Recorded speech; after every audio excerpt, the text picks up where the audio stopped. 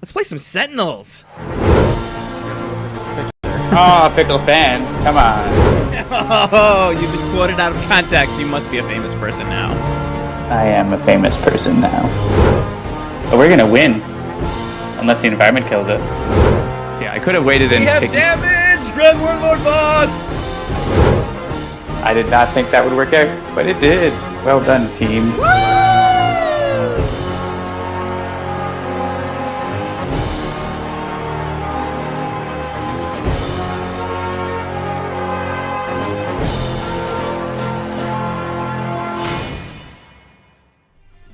Greetings, everybody! It's Tuesday, it's 7-ish, so that means it's time to welcome you all to Handelabra Live. Thank you for joining us around the digital tabletop while we play Sentinels of the Multiverse, One Deck Dungeon, Aeon's End. Who knows what we're going to play any given week. The goal of these streams is usually just to have some fun while showing you how to play our games as well as covering strategies that can help you win. But tonight, it's a little bit of a special something. Why is it special, John? I don't know. Something is ending in 28 minutes. 28 minutes! Something. Oh, no! Yes, so as most of you know, because you watch us every week, because you're amazing, yes, just another $1,500! Woo! Our Aeon's End digital tabletop game Kickstarter is ending at 7:30 p.m. Eastern. We are at $37,580, which is less than $1,500 away from the next stretch goal, which is at $39,000, which is to bring Jay, the mage from One Deck Dungeon, into Aeon's End. So joining me as always is John. Say hi, John. Hello. And tonight we also have a special guest, Jen, aka Cartoon Jen, our amazing 2D/3D/Unity programmer/UI person/ anything else we need her to do. Say hi, Jen. Hello. We wanted more people from the Handelabra family to join us tonight, but Krista's got some family stuff going on. David had quite an adventure getting back from Philadelphia at PAX Unplugged, and Jean-Marc would have joined us, but Jean-Marc has some family stuff going on. He's got some family stuff going on, which is that he's taking a week or so off because he's become a dad again. Woo! Yay for Jean-Marc. We're very excited for him. Yes, woo, Bishop. We're very excited for Jean-Marc, and we're making sure that he has exactly what he needs to take care of his growing family. The Jean-Marc family has grown by one, but the Handelabra family has also grown by one. So that's how we feel about that. All right, so I will remind everyone that Handelabra Games does believe in civil rights for everyone and being as inclusive as possible, which of course means that any comments or activity that actively work against that goal are not welcome and will not be tolerated. So please be excellent to each other, in the immortal words of Bill and Ted. If you enjoy the show, please do like, share, follow, and subscribe, and be sure to check out all of our other shows here at twitch.tv/Handelabra Games. We got Dolphins Dive Thursdays at 7, we got Tales from the Archive Sundays at 7, and On Deck Mondays at 7. All those times are Eastern Standard or Daylight Time, depending on which one we're in, which I don't even know. You can also join the Handelabra Discord server. Just scroll down and click on the Discord image. And we actually have our own link now. It's like discord.com/join/Handelabra or something. Somebody actually just posted it. I saw it go by in the chat. Discord.gg/Handelabra. Thank you, Nightbot. No weird code. It's just /Handelabra. Yeah. GG. Good times. I'm Jeremy. You can follow me at Mr. J Handel. Joining me as always is John, who you can follow at Migrant P. Cartoon Jen is Jennifer. And you can always check out the company at Handelabra on Twitter, Facebook, YouTube, Instagram, etc., etc. As we are the developers, you can always be sure to get some insight into the process and maybe see some stuff before anyone else. Our games usually include tutorials that cover the basics, but we always do our best to explain exactly what we're doing when we do it and why. And depending on how long it takes to win or lose, we usually play multiple games in each 2-hour episode. Check out our games on awesome platforms like iOS, Android, and Steam. All right, so as John said, we are 25 minutes away from the close of this Kickstarter. I even have an actual bottle of champagne to crack open when we do it because unless everybody cancels in the next 25 minutes, we will have another successful Kickstarter, which we are very... No, but you can't cancel your pledge if it would reduce it below the goal. So. That's right. Within 48 hours, if it would reduce it below the goal, you cannot cancel your pledge. So that is good. That is good for us. I have a bottle of Pisco Mosto Verde. Let's keep it family friendly, John. Real shiny. It's real shiny. This is a bottle of Mionetta Rosé. Why would you have a bottle? Sparkling something. Bottle. A bottle. Of beer. It's a bottle of beer. Are you doing like from Fresh Prince? Yeah, I was gonna say that movie that Will Smith was in. No, it wasn't Bottle of a beer. It's not a movie, isn't it? Isn't it from Fresh Prince show?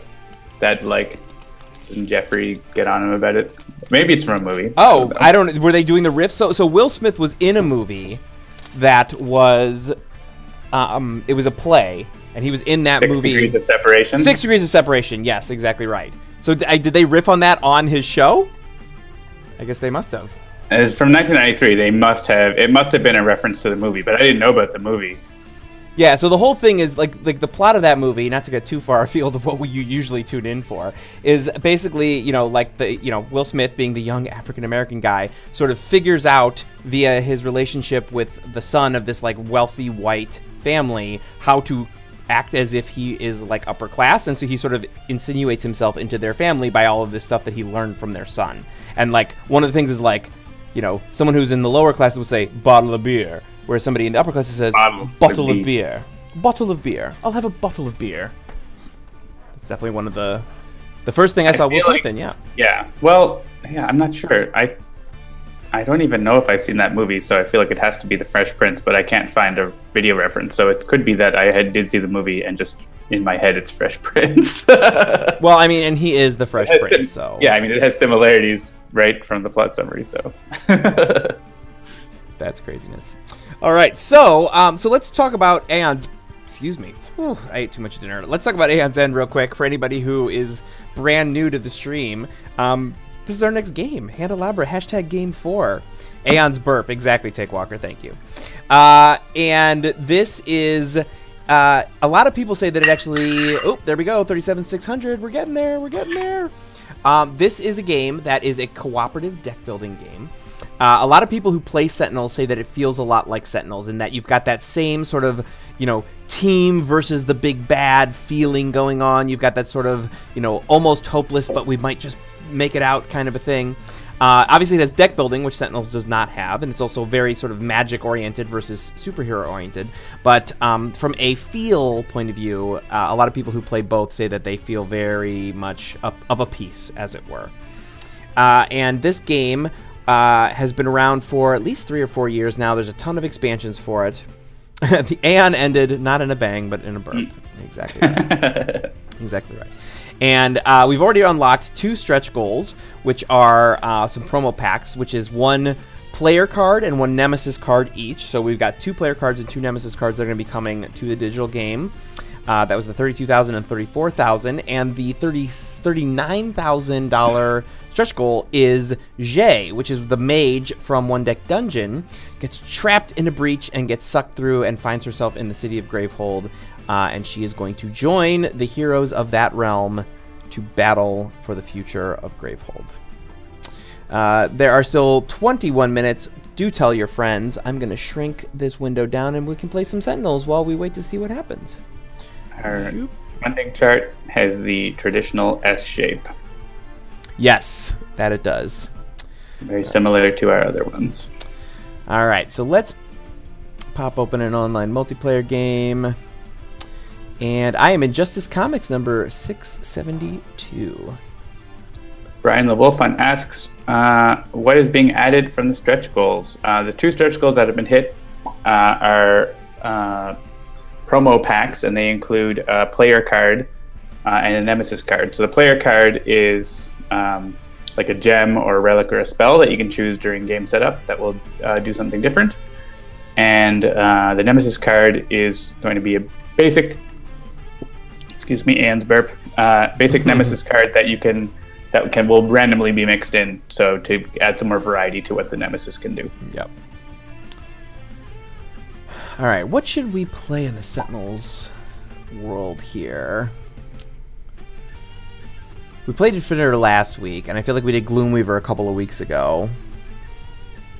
Take Walker. Oh, like a gem you could pick for anyone to replace their normal special gem. No, every mage has their own unique starter card that they start with. Player cards are, if you look at the demo, the 9 cards up in the top right are in the supply. Those are the player cards. And when you set up a game, that's part of the setup is what cards you choose. So there's all kinds of different cards to choose from, which changes the strategy. So so for the supply. So it's almost similar to picking an environment in Sentinels, but it doesn't really exactly match, but it gives like even more variety to the amount of setups. I'm surprised, Jeremy, you haven't gone and calculated the number of setups in the core game of Aeon's End. I haven't yet. That is absolutely something I should have done, but I have not done it yet. It's a lot. It's going to be more than Sentinels. Yes, totally. Because of the supply, especially. Sieran says Night Mist would have been a cool mage in Aeon's End, but unless a whale backs the Kickstarter shortly, that seems unlikely. Yeah, we need a $5,000 back. Yeah, exactly. Oh, Bishop, did you stop by and see me at PAX Unplugged? I don't remember who you were. I don't know if you told me that you had a name on Twitch. There were definitely a couple of people that came up and said, I watch you on Twitch, and I remember asking some people what their handles were, and they were like, oh, you don't need to know. Was that you? If that was you, Bishop, then it was nice to meet you. I picked Benchmark, who's totally copying Fanatic's pose. Oh, Benchmark, what are you doing?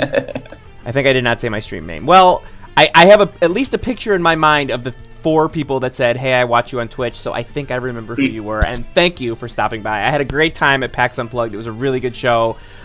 We met with a lot of people who loved Aeon's End and couldn't wait to see it. We met with a lot of people who had never heard of Aeon's End and tried it and then realized that they loved it. It was a really, really good time. Did they look like a pasty android with a colonial marine jumpsuit? That Bishop? Oh. I was like, what is he doing? Oh, I get it now. I mean, Bishop 83, is that the right year for Alien? I don't know if that's... It's close. All right, so we're going to play the Dreamer at Mobile Defense Platform, a combination I don't think I've ever done. I'm playing Fanatic, John is playing Benchmark, and Jen is playing, looks like, Freedom 6, Absolute 0. Not where it came from, says Bishop 83. Oh, Alien's 1979, so that's too early. I don't. Have you played Timeline before, Jeremy? The game? Yes, I actually own like 4 different of the packs of Timeline. Yeah, we played at Christmas a lot of times. Timeline, cinema, and music. You would really like it, I think. I think I have that one. I have Science and Invention. I have Cinema and Music.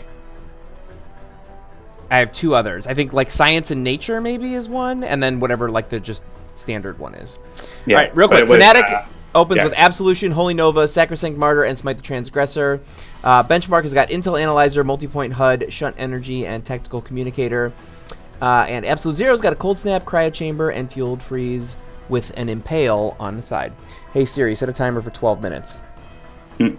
This way I won't forget to check back in on the Kickstarter while we're doing our thing. Brady and I played the Spanish version of that, so it was like, I mean, the pictures you can tell what everything is pretty much, but it's like La Guerre de la Estrella. And the Monty Python Search for the Holy Grail was like translated. It's like the Knights of the Round Table, so like it's like a little different. Interesting. Yeah. All right, so we got a Grotesque Arachnoid, a Granite Oni, Illusory Demon, and another Granite Oni. Oh, Bishop is from Aliens, anyways. That's the movie I know more. Anyways, Ash was the android in the first one. All right, let's see here. Yeah, I don't want to do that. I don't want to do that. I'm just going to get my sword out. All right, what is our first order of situation here, do we think? I mean, the villain only has 6 hit points. I think she's just... Yeah, we should just take her out, right? Take the beat down. Put the beat down on. Beat down! Probably the Arachnoid or the Demon. I mean, the Demon will get out quicker, and it takes our ongoings.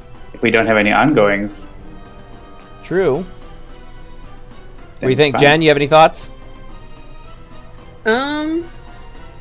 Yeah, I mean, we could just skip putting out ongoings and leave it and get something else. The Granite Onis are hard. Yeah, they're hard because they got that damage reduction. I'm going to go after the Arachnoid. Yeah, that makes sense.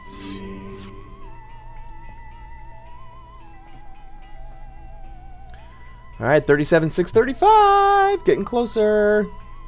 Look at all my software. 1,934 backers, which is more than we had for One Deck Dungeon last year, but not quite as many as we got for Sentinel Season 2.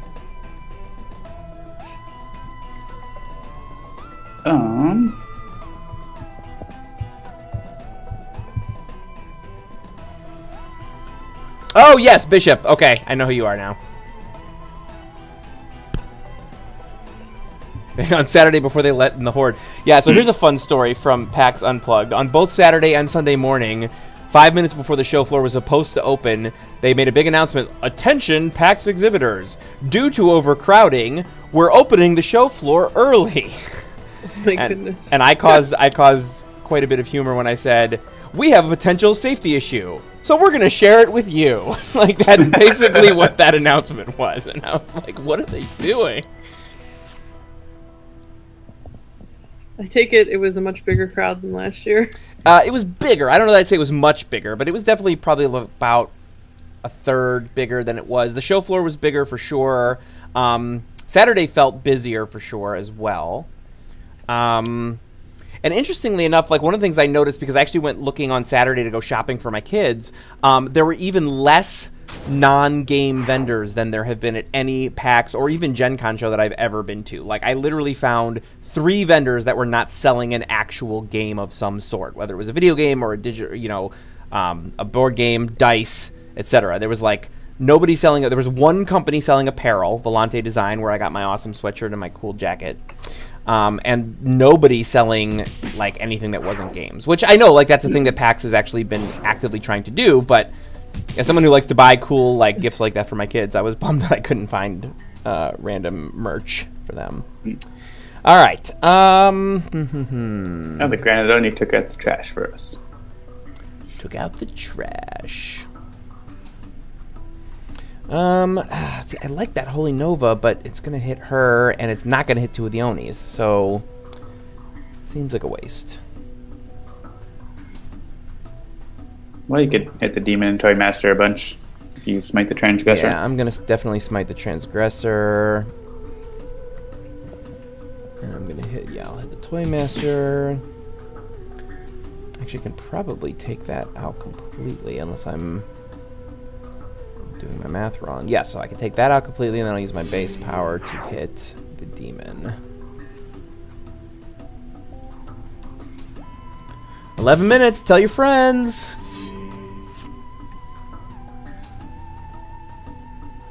Hurry. Yeah, so Saturday was so busy the hall ran out of food. Yes, and actually I went to the Burger Fee right outside the convention center on Sunday, which was a mistake. They had run out of buns and ketchup, and they are a burger place.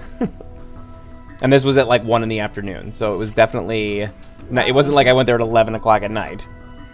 So it's just Atkins style. Yeah, pretty much. I hope you like that burger with cheese and mustard and no bun. And to be fair, I actually don't have a problem with a burger wrapped in lettuce. Like I do that at Jimmy John's. Their unwitches are delightful, but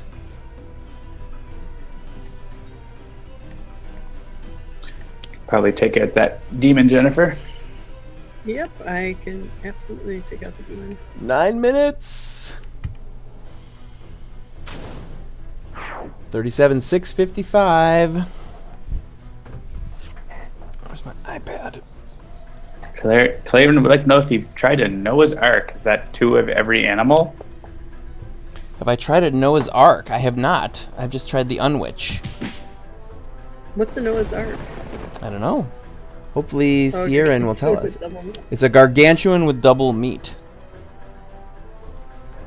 That would be a very large sandwich. Secret menu item. Yeah, I don't know what that is. Oh, Violent Nightmares. Oh, and it's just the Toy Master. That's fine. We're just gonna get Dark Heroes later.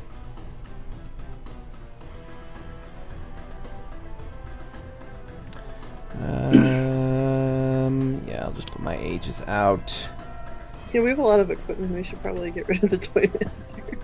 Yeah. Yep, I'll go after the Toy Master. We That's need to fine. start hitting the other things too. Yeah, we gotta get them out. Especially Jeremy, if you're doing 3 damage, like hit one of the ones with damage reduction. Yeah, that's fair. I will start looking into that. Gonna get 2 through. I can do 3 damage.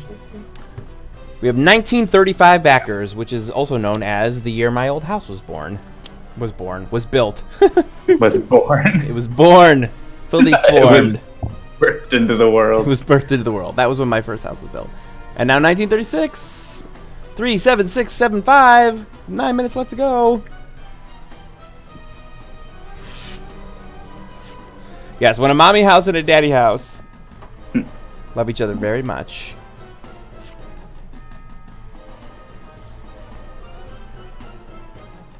Drawing all the cards. Horfire! Let's see. My house did have a symbiotic relationship with me and my family. Lisa actually felt like she had lost something when we moved out. I don't know if this is a male-female thing or if it was like, I don't know what it was, but like she was almost in mourning when we moved out of her old house, and I was definitely not. Like, it's not to say that I didn't love our old house, but our new house is bigger and nicer and older, to be fair, but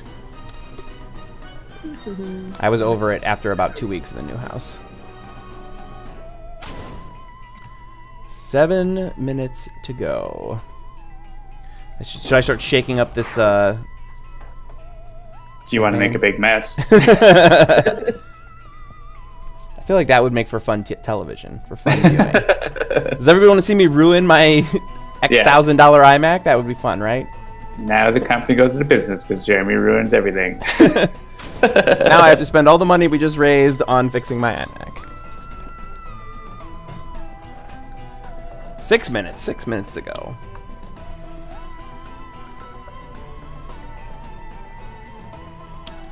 All right, after the Dreamer's turn, it will be my turn, and I'm going to put things on hold so that we can chill out through the closing of the Kickstarter, answer some questions, and then we'll pick this up again after we pop the champagne. 6 minutes left. Italian Gunner. I know, Bella Sorciere, I am too.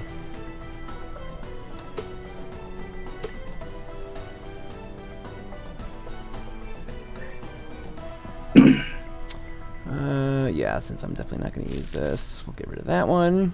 I am happy that our Kickstarter succeeded, though. Yes. Yeah, I mean, not to be too, peek behind the curtain here, but like there was some sweating happening in the hallowed halls of Handelabra when it was moving slow. Like, this has actually been our slowest Kickstarter, I think. Now, granted, its goal was higher than One Deck Dungeon. All right, I'm gonna zoom up this thing now so that everybody can see this big as we wait for the last few minutes. How do I? Oh yeah, let's just put that there, and then we'll scale that up, and then push the button to make it go live. All right. So yes, we are 5 minutes. 5 minutes out.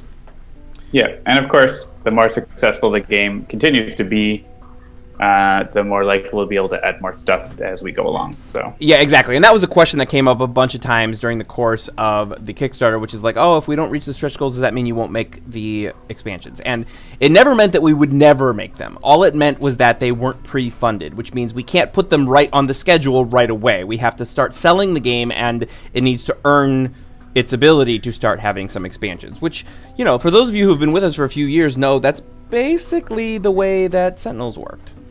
We started selling Sentinels, then we launched it on Steam, and then, it was not until 3 or 4 months after it launched on tablets that we launched the first expansion. It was a very small expansion. It was a mini pack. And then we slowly started adding expansions to it as the game sold enough to be able to support financially the ability to make more expansions. So, yeah, I know a new ODD character would be super great. And Mist would make for a really interesting One Deck Dungeon character. Excuse me. Yeah, as Brian the Wolf says, we succeeded, we are going to make the game, and when it is shipped, we may see some new stuff afterwards. Based on our experience, especially given how things went with One Deck Dungeon last year, the fact that the Kickstarter didn't super crazy overfund doesn't necessarily mean that the game itself is not going to perform well enough on Steam to support expansions. One Deck Dungeon at this point now has sold and I said this over the weekend. John might yell at me for saying this, but One Deck Dungeon, in terms of percent profitability, is our most profitable project yet.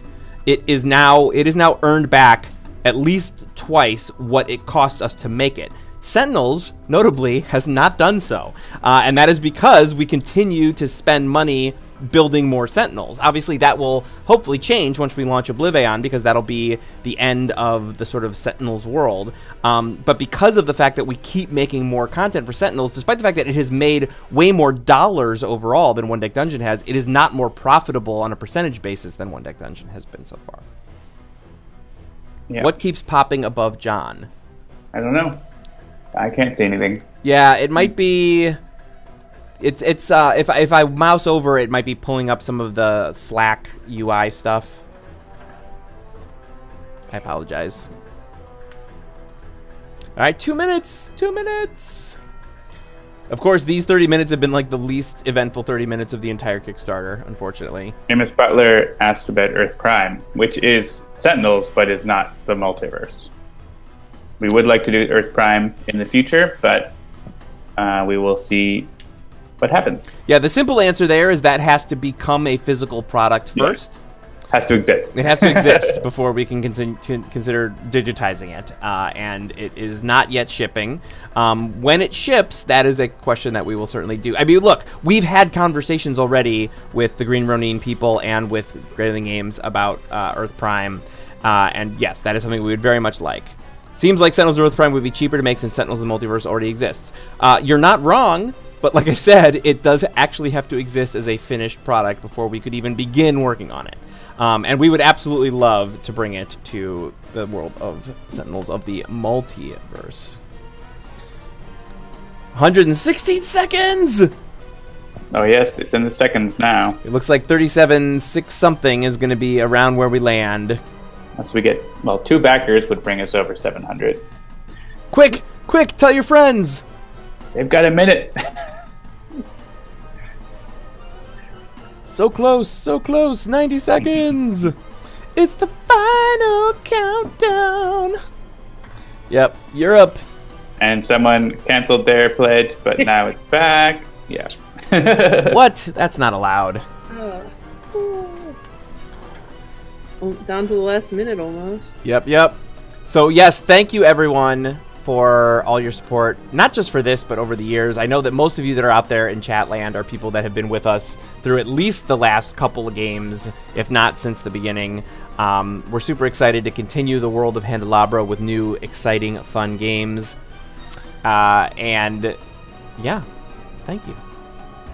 Blink and Bishop ask, is it possible to get Shay and Night Mist, even if it doesn't reach the goal?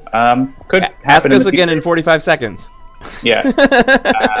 Yeah, maybe. We could still reach the goal. It still could happen potentially, but they wouldn't be free, most likely. All right, here we go. 30 seconds.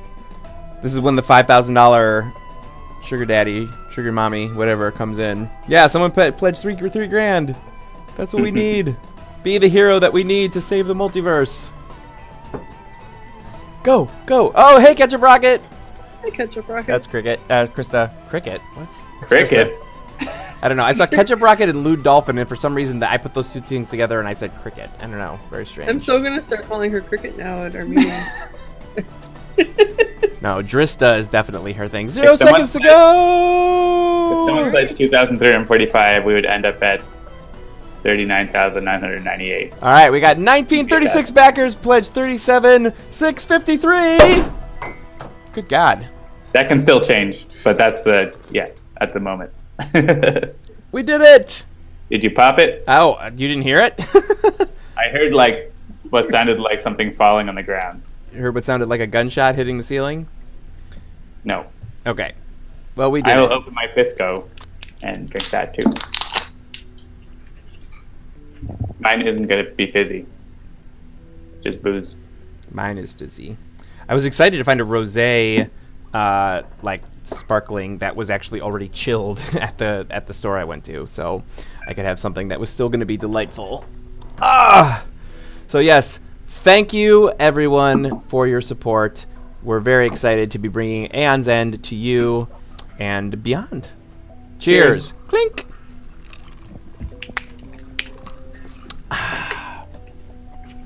Oh, and is that the email from Kickstarter? Congratulations, you were so proud of you. You did a thing. You did a thing. Congratulations, you did it. You and 1,936 backers are making this happen. Good times. And now somebody's following us on Kickstarter. Boy, did you ever miss the party. They're waiting for the next one. Yeah, they're like, well, I didn't want this one, but I can't wait to see what they do next. All right, let's turn off this so we can go back to some Sentinels. Okay. All right, so we're back to Fanatic here. Do I want to brutally censure someone? That seems like a thing I would do. The Tooth Fairy. I mean, you can just one-shot the Tooth Fairy, though, but yeah, you should kill the Granite Oni, and I'll hit the Tooth Fairy with my 1 damage power. I can actually... Wait. Yeah, I can hit the 1 Granite Oni with this and then one-shot the other Granite Oni with my sword, right? Because the sword does 3. So yes. I can start chipping away the bigger Granite Oni and then kill the first Granite Oni with my sword. Yeah, but if you hit the Tooth Fairy with this, I do 1 damage, which would otherwise be wasted. Oh, I see. I didn't realize that's what you meant. I thought you were saying that you could take out the Tooth Fairy. I thought that you meant that was after I did my damage, but it was actually before. It is after. Other way. I thought it was before, but it was actually after. I get it now. All right. Ooh, and I draw another Brutal Censure. Very nice. That person who followed is ready for Spirit Island. That's right. That is the next thing. So 125% funded, not bad at all. Yeah, let's take a look at the... Oh yeah, there's all kinds of cool things we can do with the Kickstarter. I can have like a background image and other stuff. There's 0 seconds to go, 125% funded, 1936. Average backer pledge was $19.45.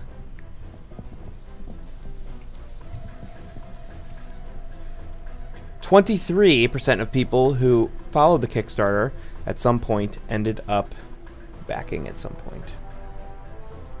It's interesting. I think that's slightly higher than One Deck Dungeon, but not as high as Sentinels. In terms of percentage, it's actually a higher percentage funded than Sentinels Season 2. That's right. Which was on 21%. Started with a much higher goal for anybody who's sort of keeping track. That was 80,000. But we have more backers than One Deck Dungeon by like 200. So that's pretty cool. I guess I need to play a card. Sorry. You're too busy checking the stats. Let's see. Oh, I have some extra damage from stuff. That's good. There is no estimate whatsoever regarding the Spirit Island or whether or when it will be on Kickstarter. We are in talks with Greater Than Games to discuss sort of when that will be. There's a good chance that we'll start working on it within the next few months, but whether that means it'll be on Kickstarter in the next few months is a hard no. I would say the earliest you could possibly expect to be on Kickstarter is going to be Q2 of next year, but that's a game that, in my opinion, is going to require quite a bit of work before any Kickstarter, because it's a much bigger project than probably anything we've done up until now.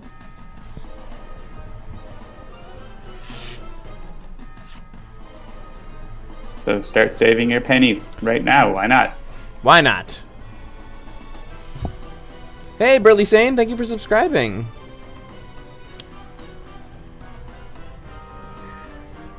Yeah, and just for those of you who haven't necessarily been following the Kickstarter, we'll mention that, the promised delivery date as of the Kickstarter for Aeon's End is June of 2019. So basically, and what we've been saying a lot is, first half of next year is when you can expect to be playing this on Steam. It will be going to early access before it goes to retail. But again, we just finished the Kickstarter. This week is when we'll sit down and say, all right, here's what we raised, here's what we're making, here's how we need to get it executed. And that's when we'll start figuring out sort of when we expect the various things to go out. Alpha access, meaning if you back to become a member of the Alpha team, that's going to be going out earlier than anything else. So keep an eye out for that. Beta access will go out after that. early access sometime next year, and then full retail release sometime in the first half of next year. That's the current sort of as close as we can make it scheduling. And it's crazy to think about the fact that we're already in December. Like, this year is almost done.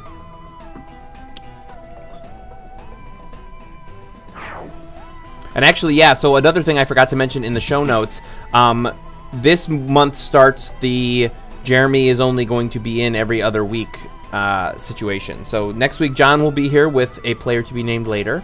And I will be back in 2 weeks. And that's because I've got family, and they're all getting older, and they all have all kinds of activities, and me being gone every single Tuesday night has become a bit frustrating. Not just for my family, but for me too. Like, every Tuesday night, it's like, I get home, and I didn't get to see the kids since I sent them to school in the morning, so it's a whole thing. Oh yeah, where are you, John? I am in Lima, hence the Pisco. Mm-hmm. We got here last Wednesday, and it's super nice. Highly recommended. Beautiful here. And it's like 22, 23 degrees Celsius every day. It's glorious. And like, there hasn't been a drop of rain. Nice. I think they're not used to rain here at all. Like, it's like the kind of place where they keep a bunch of stuff outside all the time that like it shouldn't get rained on. Right. Oh, you shouldn't. I mean, okay, fine. We'll just put other damage on the Spectre. Like, did you hit the Spectre? I hit the Spectre first. So that it heals? I mean, it's fine.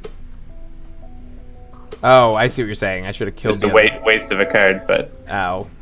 I just use Final Dive on it. I even double-clicked it, but I guess, yeah, that was dumb. I just drew Final Dive. I didn't have it when I played my card. We'll take care of it. All the llamas you can ride. Exactly. What did you do? This is why you come to Sentinels Live. Alright, we'll take care of the Spectre here. Put a card in my hand. Sure.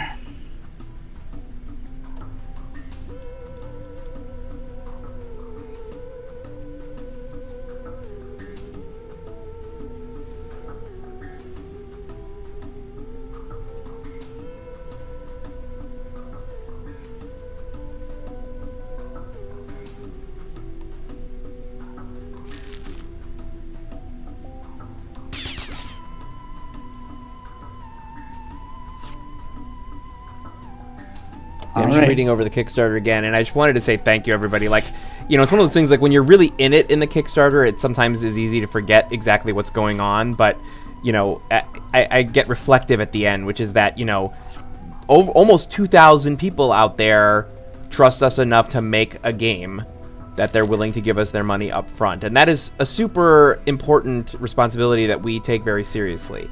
I think, those of you who have been with us for a while now know that we do our absolute best to make money. That's why, honestly, it hurts a lot when we see a comment from someone who doesn't know us and it's like, oh, this just feels like a cash grab. And it's like, man, do you not know us? Come on.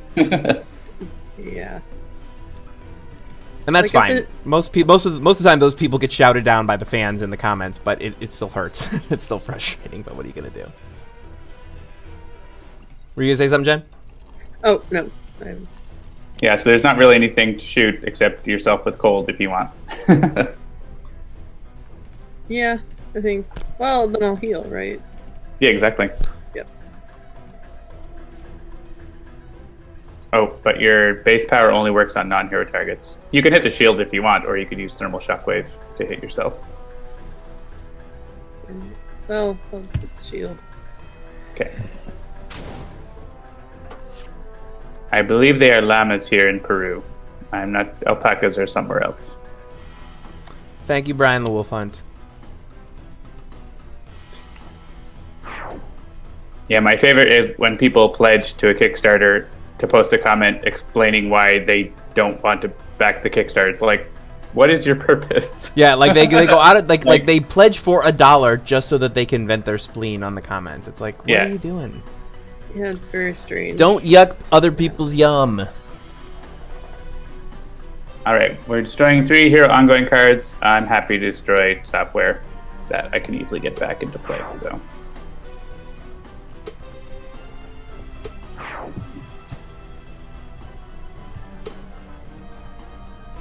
Otaku Dash says, the only product I haven't supported from you guys is Bottom of the Ninth, mostly because being European, baseball is a foreign concept to me. You know, it's interesting, too, because, you know, Bottom of the Ninth is definitely sort of the odd man out, or the odd woman out, or the odd... To make bottom of the 40-second cricket.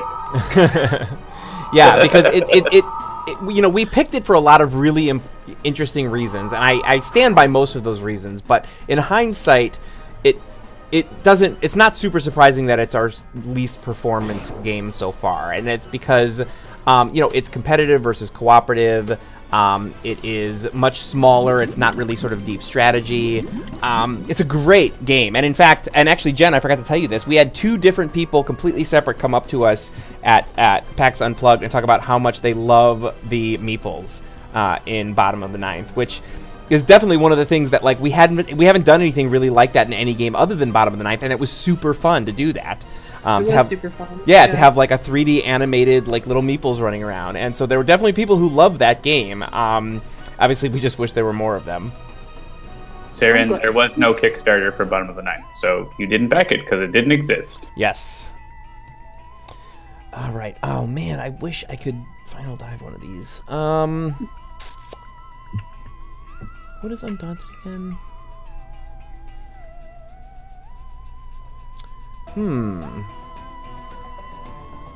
Yeah, I think I'm just gonna do that for now. And who am I gonna hit?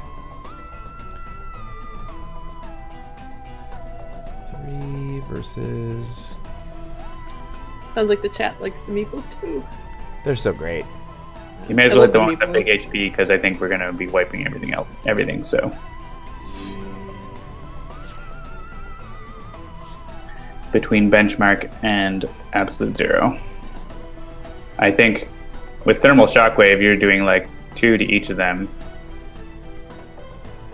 If you use that, and I can do, yeah, I can hit them for like 2 each as well, so. Yeah, I'd want to get this multi-point in again.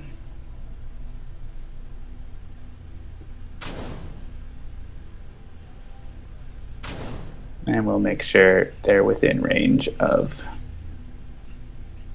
Absolute Zero to take them out. Thanks, Otaku Dash.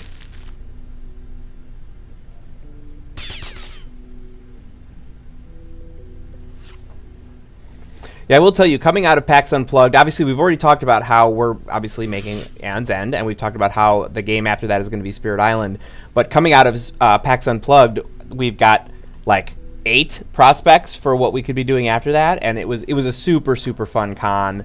Lots of people coming up to us, very excited to work with us. And we're excited to work with them. You know, some of them are games that we've been talking to people about for 2 years, 3 years now at this point. Some of them are brand new being a relative term. You know, new to the world of post Kickstarter, like new into the retail channel.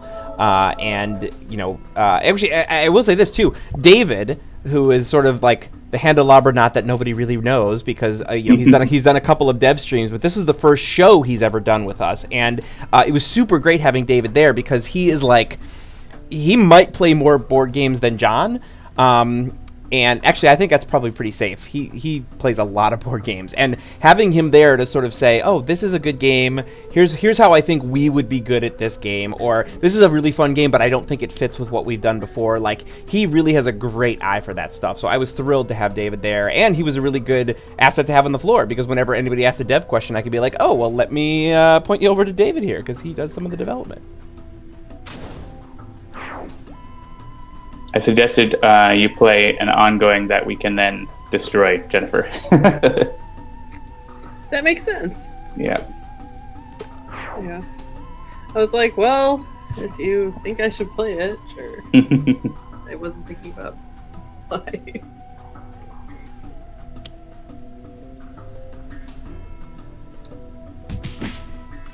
Yeah, so Bell Associator says that, yeah, One Deck Dungeon is pretty cheap in cardboard. Yeah, to get everything for One Deck Dungeon, you're only spending maybe $50 tops if you pay pay full MSRP. Whereas with Aeon's End, it's like $50 just for the base game, and then all the expansions and everything are more. And I think some of that contributes to the fact that One Deck Dungeon, as I mentioned earlier in the stream, is our most profitable in terms of percentage-wise product. You know, based on what it costs, it's already earned back more than 200% of its development budget. Whereas Sentinels, despite selling more than $1 million worth of Sentinels, we've spent more than $1 million continuing to develop Sentinels. So it's actually not, it might actually be profitable at this point. I'd have to look. But because we continue to spend money on developing Oblivion, stay tuned for more news about that over the rest of the month. There is, yes, it is $1 million game. It's actually sold more than 250,000 copies. That's something that we meant to sort of crow about more, but it was coming down the pike right as we were getting ready to do Aeon's End, so we didn't really want to split the messaging. But yeah, there's more than 250,000 copies of Sentinels of the Multiverse digital owned by players out there, which is super exciting for us. Whippocorn blocked by Undaunted. Nice. Nice. All right, so yes. You could one-shot the Whippocorn if you want. Or you could do other things. Yes. Right. All right, I'm just doing some math. Like, if I final dive the Battalion Brute, that's only going to be 2. I guess I could Sacrosanct Martyr here. And then I can choose what I want to do. And yeah, you know what? I have my Aegis of Resurrection. It's fine. That is the thing I'm going to do. I'm going to throw Caution to the Wind. So if let me just double check this. Right, I mean, just using Absolution would be fine. On the Whippocorn, we'll be able to kill the Whippocorn. Unless you want to hit yourself. Oh yeah, you know, that's right. I was thinking ahead that I was going to have two powers to use, but I don't. That's fine. I'll just do this. But I'll have that out in case I need it.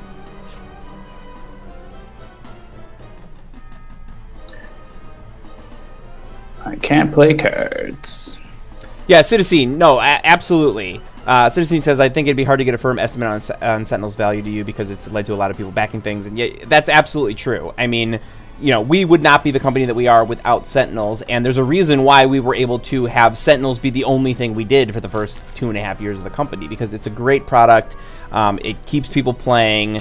You know, it supports pretty much by itself 2 different Discords. You know, it's got a whole world, a podcast, etc. It's fantastic, and I don't disagree with you. But there's always this thing where it's like, okay, well, what could we be working on? We could be working on this, we could be working on this, but don't forget, we've got all that Sentinels work to still do. And so it'll definitely be a breath of fresh air when all of a sudden we don't have Sentinels work to do come, you know, early next year sometime whenever Oblivion launches. Not because we're sick of it, but because, you know, I think as much as we've spent 4 years, almost 4.5 years at that point, working on Sentinels, knowing that it is sort of done will be, I think, a pretty fun milestone for us.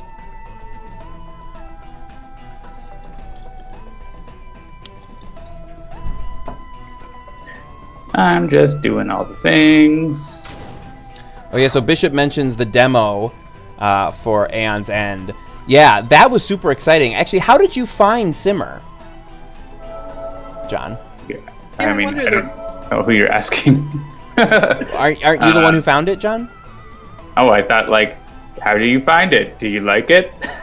No, like, how did you find it as, like, oh, this is a tool we could use for this thing? I was just looking for, like, how to get your WebGL game on the internet easily, and it came up in Google, so. Oh, cool. Rocco's got some good SEO, I guess. Yeah, Rocco runs Simmer, and yeah, like, you can like share your Unity WebGL games through like Unity Cloud Build, or like put them up on your own website, but like it's a annoying process and it doesn't look good, and you need to spend a lot of time making it work well.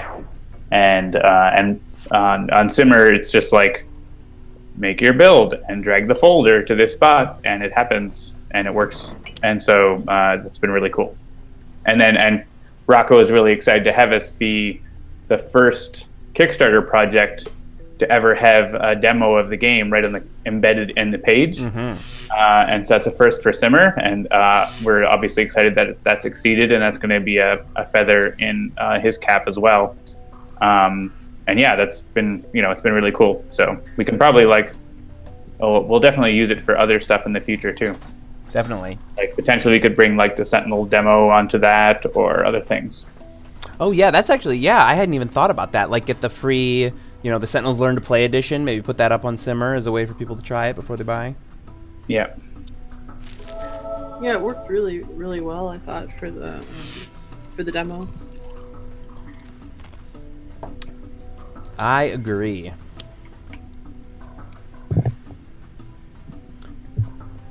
Susine said, I was watching a dev update on another game and he made a joke about not being able to put your marketing slider into negative values, and then made a comment about, well, that despite what EA seems to be accomplishing lately. Oh, yeah, Bethesda. I'm really glad I waited to find out what was going on with Fallout 76 because it seems like it's not great.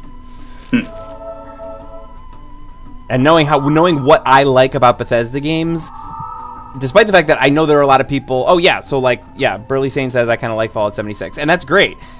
But from everything I've seen about it, it is not the kind of game that I would dig, and I'm glad that I waited. I actually just replayed because I was looking for some kind of something. I just replayed BioShock Infinity, BioShock Infinite, and I had forgotten how interesting and cool that game was. I only take 1 damage if I redirect this, so sure. Because I can discard a card.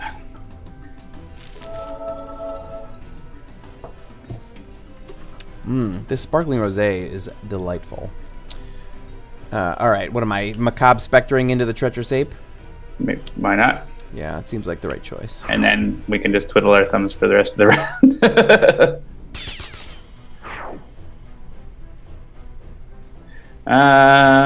You may as well destroy one of my things because I can easily get them back. Oh, I guess you probably don't need the cryo chamber helps heal you, Jen. So yeah, I don't need I can easily get my stuff back, and and destroy one of my equipments here. And I feel like I've probably mentioned this here, but if I haven't, Beat Saber for PlayStation VR is amazing. If you're even a little bit interested in VR, I cannot recommend it highly enough. It's Guitar Hero, but with lightsabers. Come on. Come on. Or Rock Band, if you prefer. Definitely prefer that. Come on. You know me. I didn't get my damage reduction out. Ooh, Soundfall? Otaku Dash, is that a VR rhythm game? And is it available on PlayStation? Oh, it's last day on Fig. Okay, I see.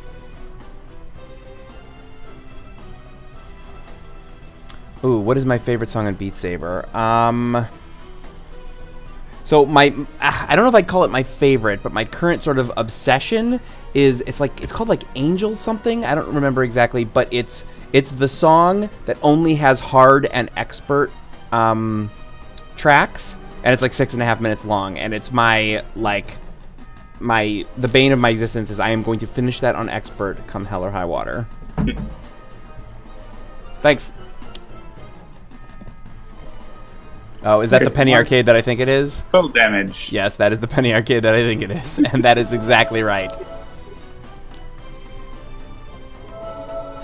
Whenever you're ready for me to deal you fire damage, Jen, I can make that happen.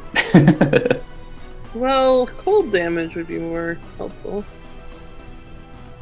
But can I do something with fire damage? No, probably. Yeah, you don't have your other module yet, but once you get it out, I mean, you could get it right now. I have lots of fire damage I can hit you with as well. Or so can Fanatic. I have any way to get... Oh, hey, I can get my other module.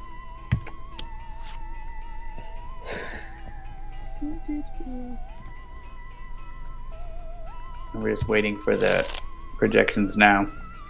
We only need one more? One more. Yeah. Dreamer with 3 heroes is a little easier. Oh, there's something I want to hit. You can use Thermal Shockwave to heal yourself, though.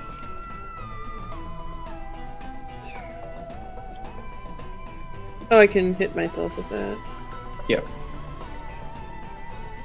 Yeah, Take Walker, like, that's exactly the thing. I was starting to realize that I hadn't played a rhythm game in a while, and I was starting to get the itch to, like, do it again, and then I got Beat Saber, and I was like, alright, I definitely don't need to replay Guitar Hero now. Yeah, I played the Guitar Hero with all the video. I played that one a little bit when I was in Australia, and I thought it was a really cool idea, but, like, so, like, infeasible for them to keep making content. Like, yeah. Like, how expensive is each song for them to make? That's like a full motion video with variants, right? Like, in like all the different, like, this seems like outrageous, but it's a really cool idea, and I'm surprised anyone signed off on it. Yeah. Yeah, Takadash says, you know, a great Zen VR game is Tetris Effect.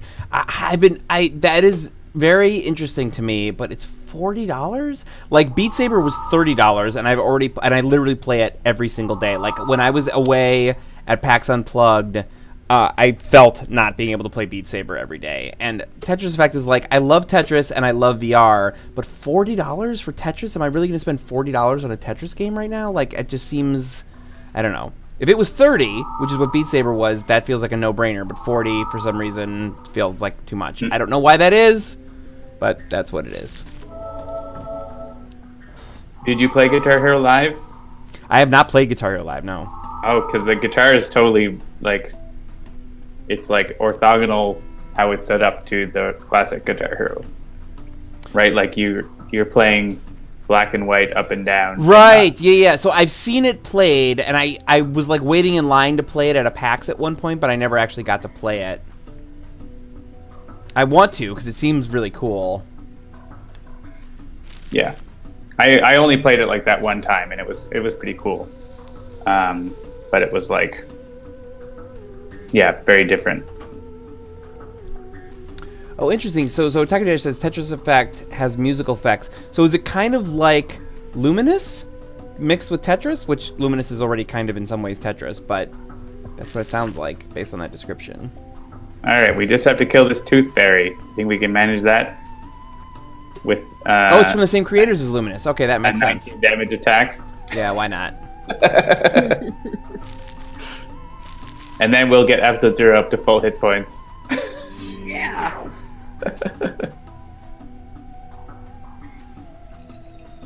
Hit Episode 0 with fire damage. Yep.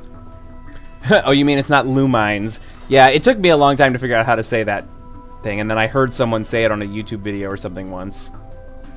I love Luminous. I played that on my 360 like forever. Oh, right. I get to do another thing. Are you sure it's not Lume?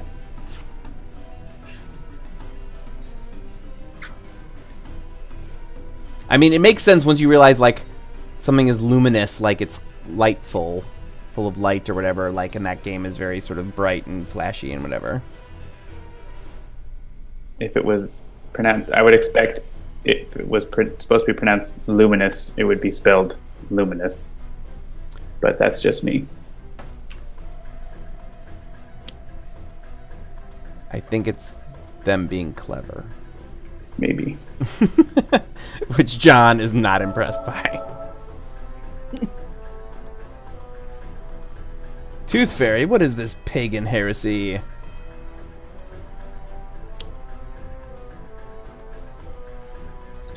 Alright. Let's increase damage. I guess I didn't do that. That's fine.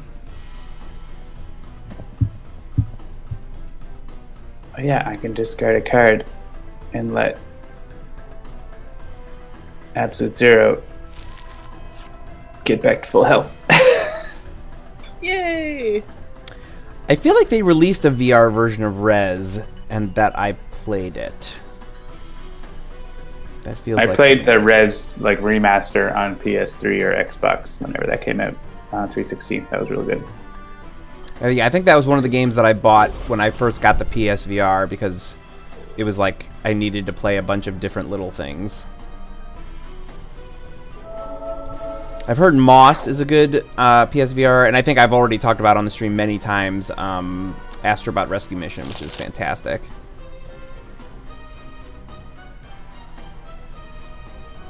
My kids love Astrobot Rescue Mission. Of course, to be fair, they love Beat Saber too. They're very excited to like swing those around and slash things. We're just waiting for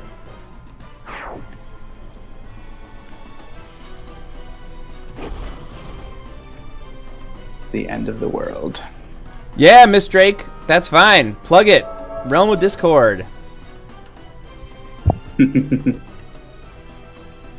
original. Yeah, we totally started our Discord because of Realm of Discord. It was like, oh, there's this really great place where people are sitting around and talking about Sentinels. What if we did something for all of our games? And that was how we came up with the Handelabra Discord server. And there was a person at PAX Unplugged who came up, had never heard of Aeon's End.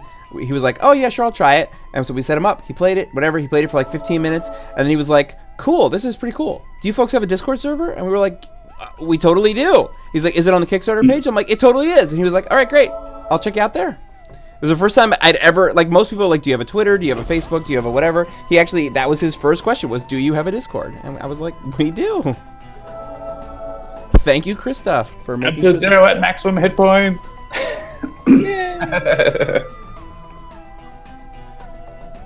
Yeah, and like we got Krista helped get it verified, and it's all fancy.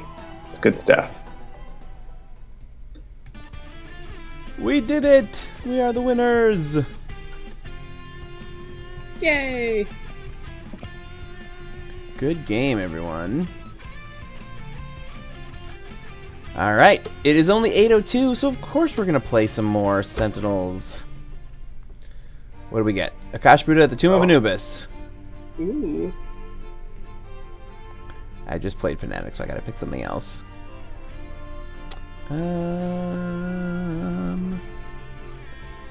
gonna be goofy and pick Tempest, because that's easy, but I'll pick a different Tempest than the usual. Akash'Bhuta.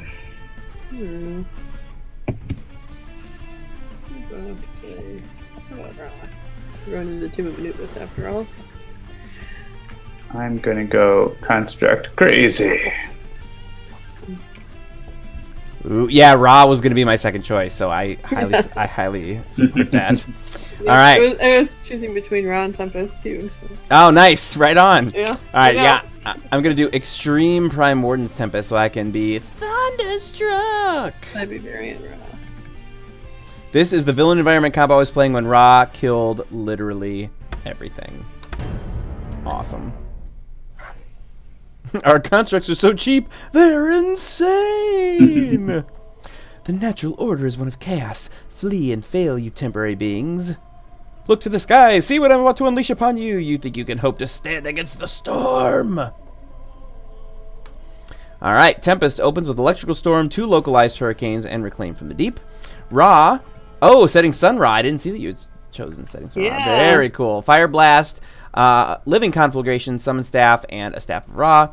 And Captain Cosmic has got a Cosmic Crest, Vitality Conduit, and a couple of wounding buffers. And for some reason, I can't tell why, Captain Cosmic makes me think of the fact that there was a new trailer for Captain Marvel today. I don't know if anybody saw it, but it's amazing. Oh, I didn't know there. I saw it was like at the top of the trailers app, and I was like, oh, I already saw that trailer. I didn't know. We were looking for this Spider-Verse trailer, which isn't in the trailers app. But yes, it's a new trailer, and it looks great. I can't wait. I keep thinking like, oh man, it's all the way in March of next year, and it's like, well, yeah, we're in December now, so it's pretty close actually. Yeah, Captain Marvel's going to be great. I like the 90s aesthetic, looks really good. Mm-hmm.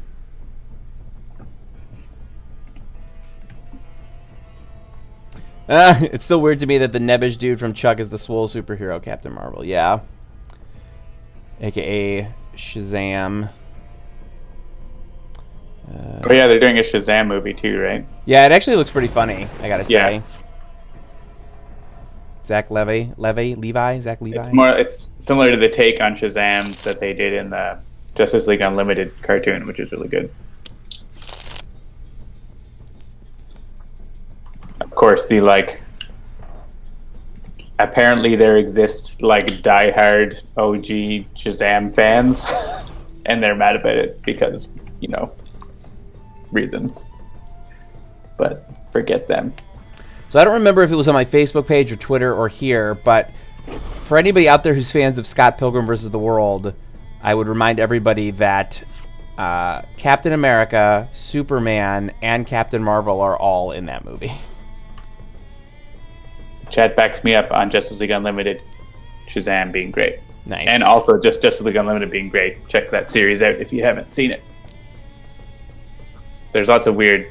It's like the B series of DC characters, so it's kind of funny. All right, so Akash'Bhuta is like doing nothing. That's nice. Yep.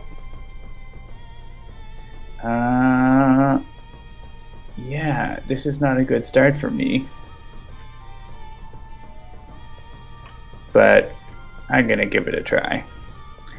Let's go with... Man, this the conduit on me. Because sparkling rosé is going to my head. I'm going to drink more of it. Hey, not too bad. Let's get there. Now there's 2 constructs. I need my energy bracers. Who wants an augmented ally? Is it me? Or is it anyone else going to have multiple powers? I guess Ra will. So, hey, Ra. Yeah, Ra will probably end up with some cards. Miss Drake, Jeremy's getting wine drunk. Must be Tuesday. What are you talking about? I'm usually scotch drunk on Tuesdays. Or bourbon drunk. That's offensive. How dare you, sir?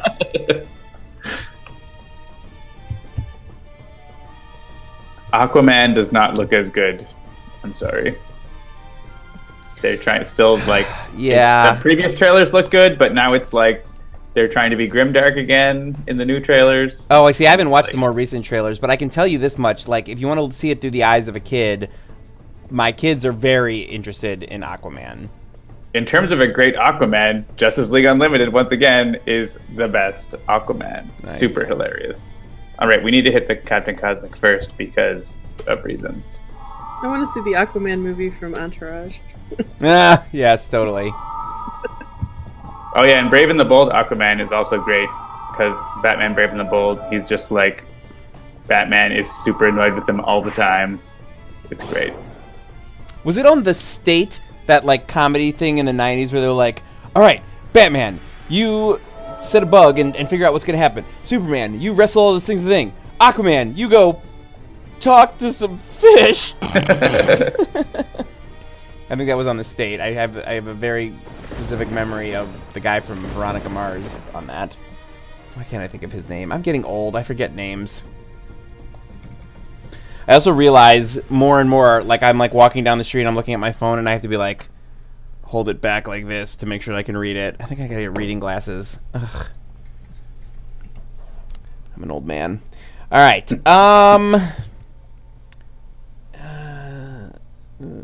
Man, yeah, no limbs. What is the what? Miss Drake, Black Manta is the dumbest villain ever. I'm just gonna put that out there. I think in Young Justice, there's a bunch of Black Manta. It's just like, he's so dumb. Yeah, I feel like Black Manta is one of those villains that like that looks great on a comic page. The second you try to make that into a real thing, it's like, oh man, that looks dumb. even in a cartoon, like if it's moving, it's like no good. Yeah, he's a cool villain with a terrible costume design.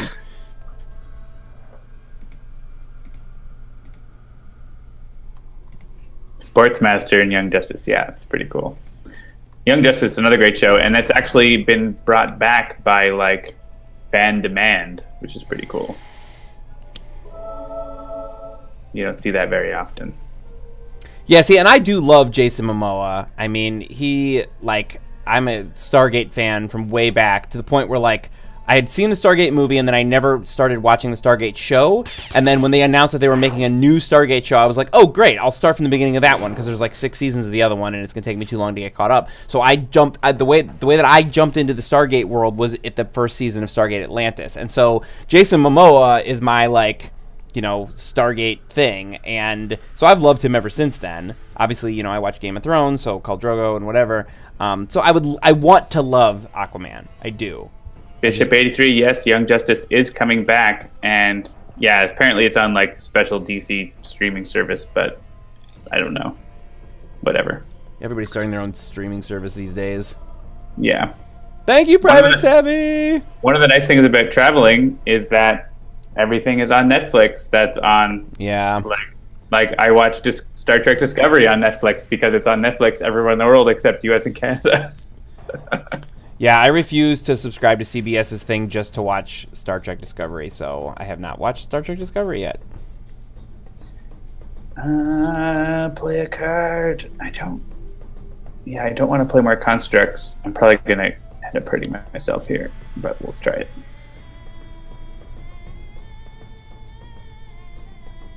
Hey, there we go. That's no constructs.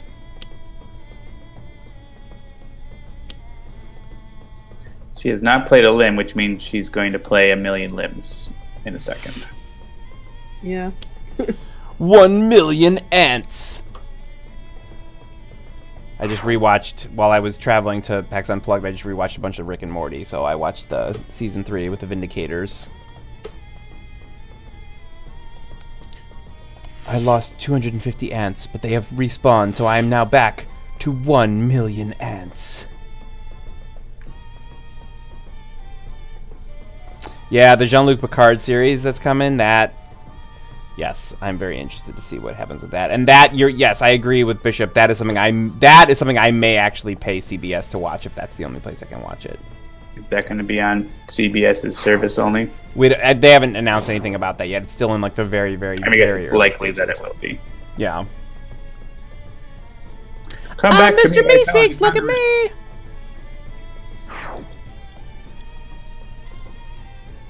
That one can stay down.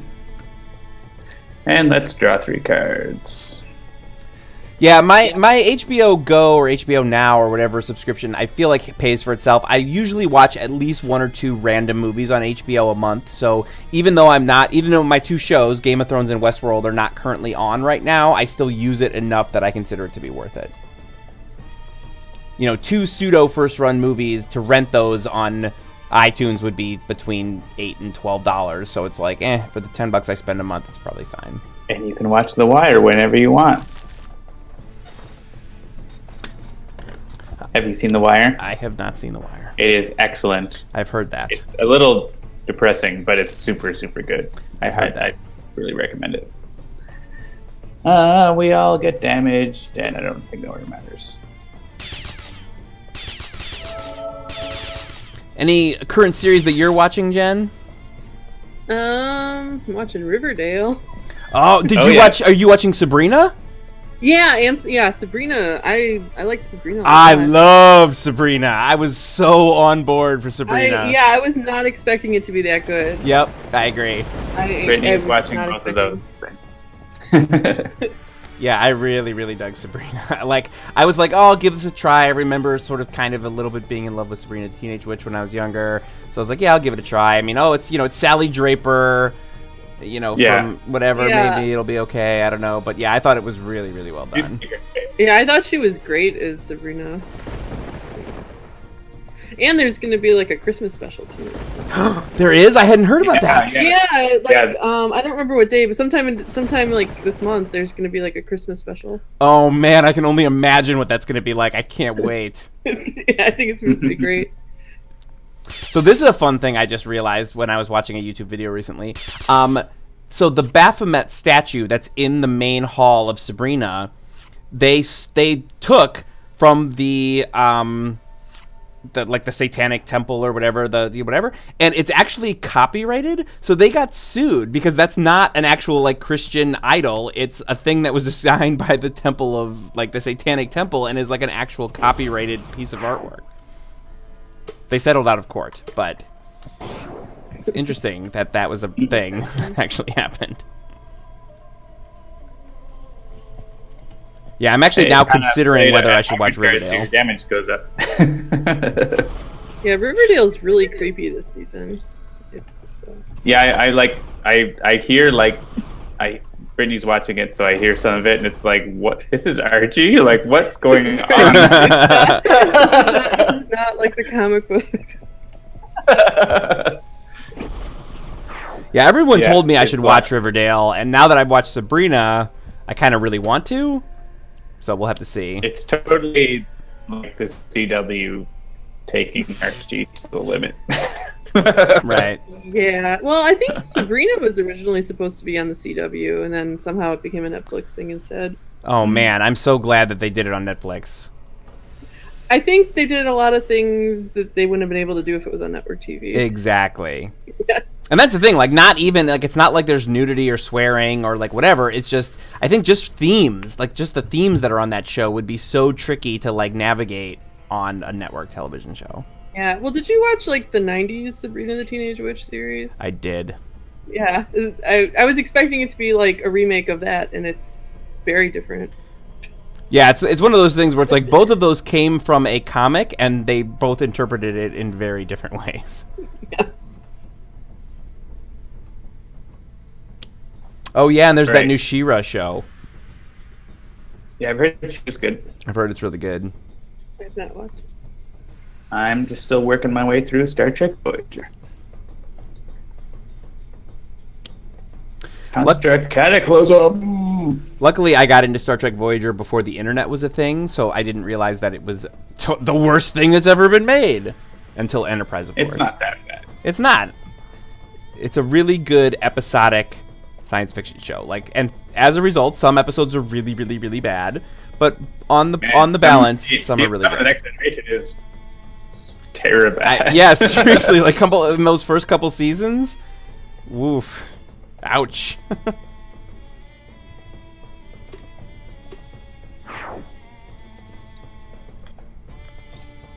Right, I am doing this for myself. Yeah, this is when I out myself to the world. So again, back before like BitTorrent and before, you know, all this other kind of stuff, I ran a hotline server. Hands up if you remember what hotline was. Called Lateralis's Star Trek Domain, which hosted like 240p MPEGs of every Star Trek episode out in the world that people could trade. I was a bad boy. Breaking the law.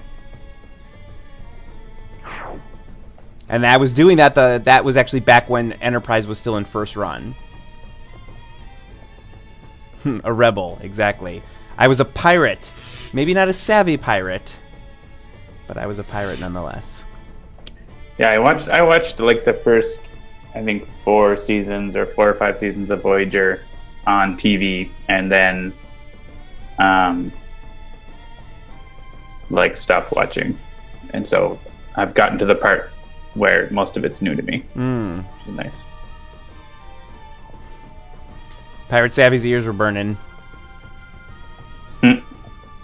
All right, the construct can take this damage so that we destroy that card.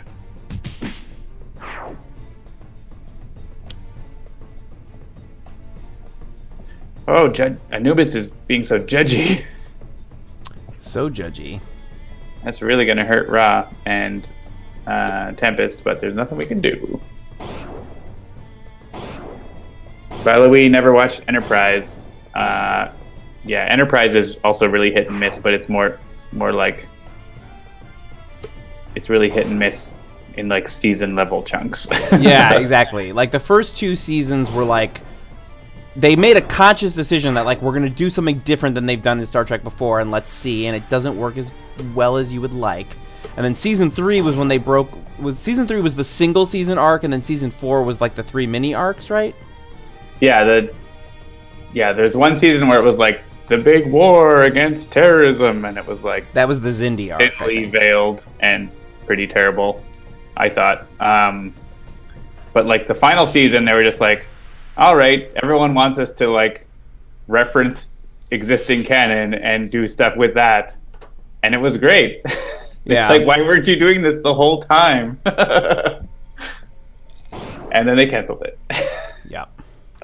And then they like danced on its grave by doing like the final episode that was like, And this is all just a holodeck program. It's Riker.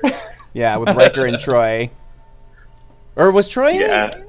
Yeah, Riker and Troy, I think were in it.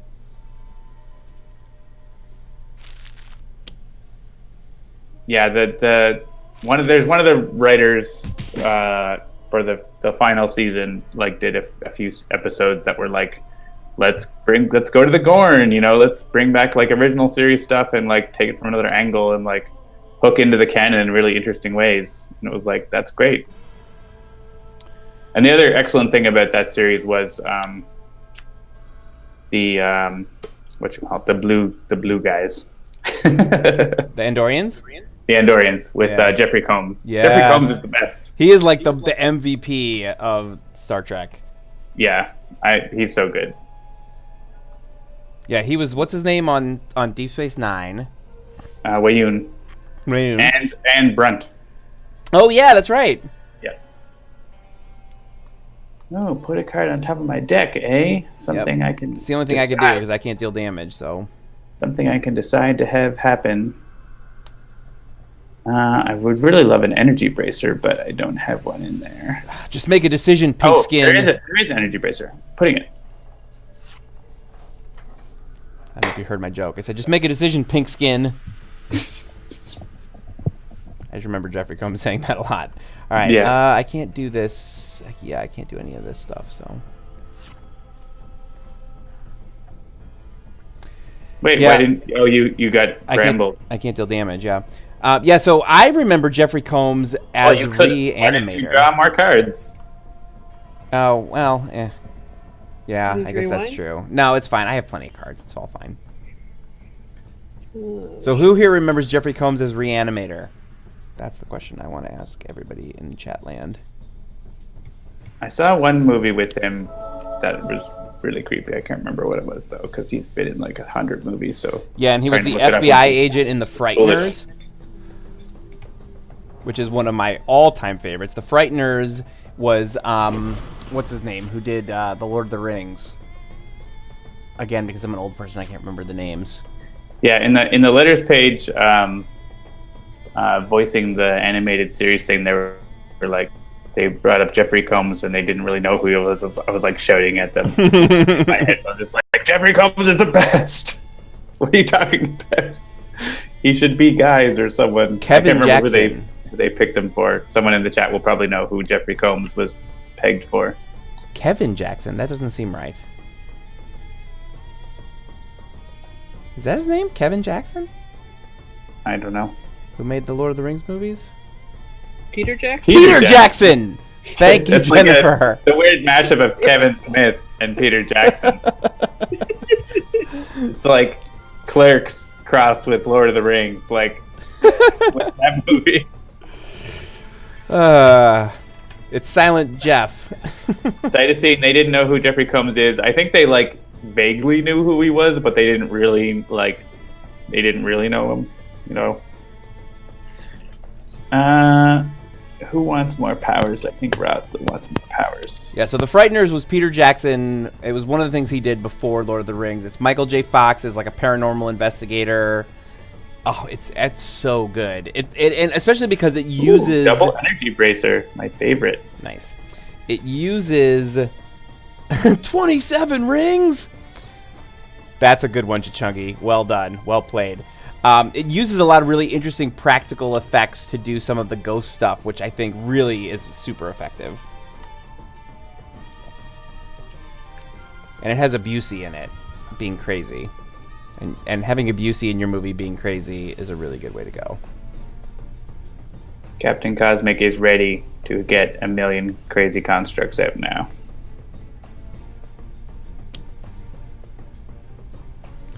The Challenge of Fire!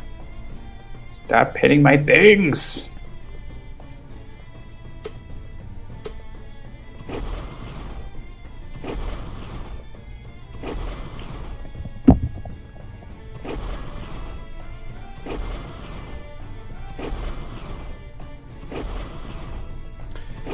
Yeah, it's the same crazy Busey that was like the bomber guy in Contact. Just for other random firing of neurons and weird connections.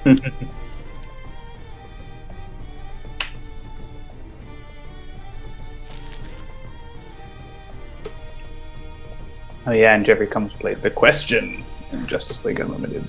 Ah. Oh, 1 damage to everything. Fine.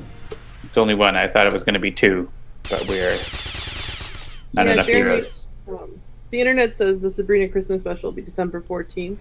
Ooh. Oh, cool. So, like, soon. Yeah. 10 days. Oh, that's exciting.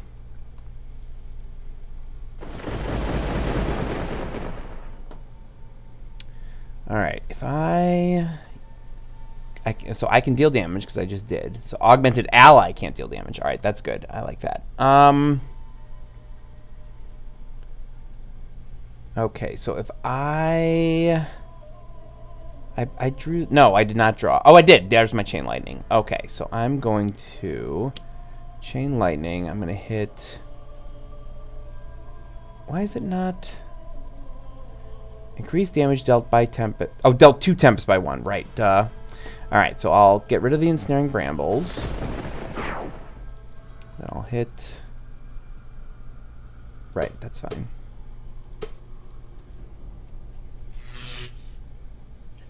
Now, Captain Cosmic the Tank.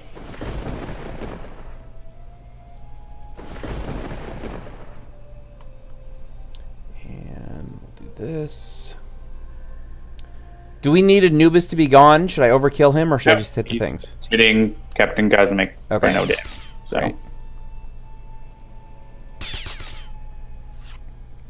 Hey, Cleansing Downpour. Yeah, that is something I'm looking forward to. Would you like to use a power gen? Sure, I would love to use a power. What should I discard? I'll discard that. I'll throw my staff so I can play another one. Phalanges.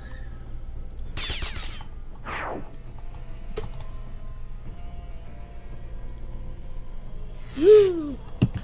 All right, so now I've actually loaded up the IMDb for Jeffrey Combs because I gotta look and see what else he's done. But he's in like 200 things. I know he's in like literally everything. It would be easier to just list everything he's not in. Yeah, so Reanimator, Freddy's Nightmares, the TV show. No kidding, I remember that. Wow. Yeah, Bride of Reanimator. Oh, the Guyver, right? Right, Babylon 5. He was on an episode of that. Frighteners. Perversions of Science? I don't know what that is. I Still Know What You Do Last Summer. The Net.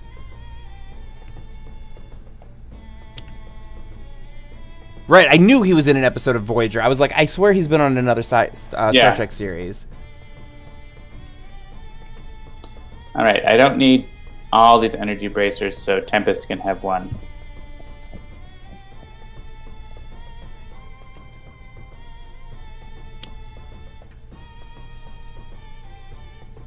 Yeah, Masters of Horror. Oh, right, the 4400! That's a show, man! Oh, who was he in Babylon 5? I think it was just one episode. He was... Oh, shoot, I lost it. Hang on.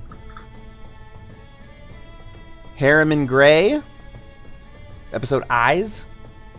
Can we vote?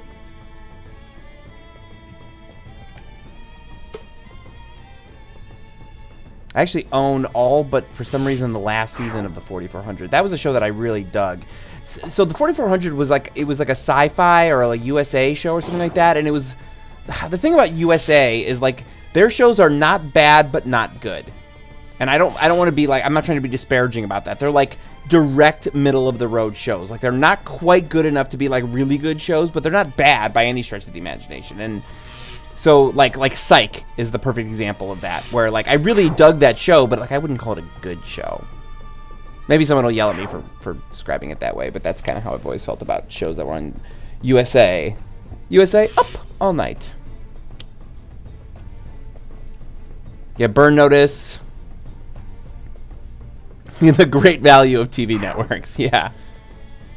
Yeah, like they're not bad, and I don't want it to seem like, oh, they're not cash grab shows, they're not like low quality shows, they're just workaday shows. Maybe that's the best way to put it.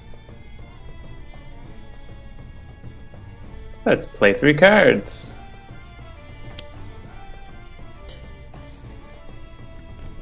Oh yeah, Monk. I remember Monk. I heard Monk was good. I never watched Monk, so I can't speak to the quality of that one. Oh, the people who made 4400 went on to make alphas. That's interesting. I almost watched alphas and then I didn't.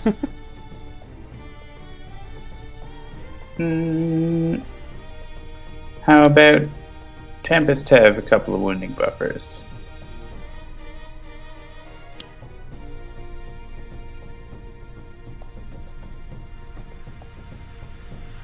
And everything tries to hit me and can't do any damage.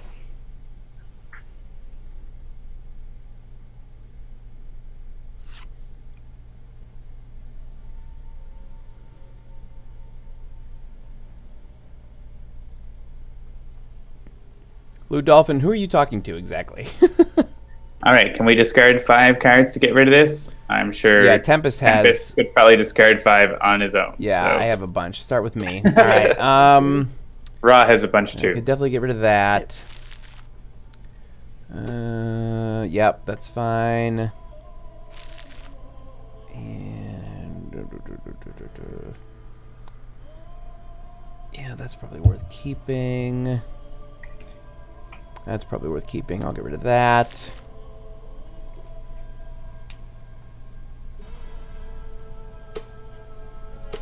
You can just discard 2. Oh, you're quoting the Monk theme song. Okay, that's why I didn't understand it.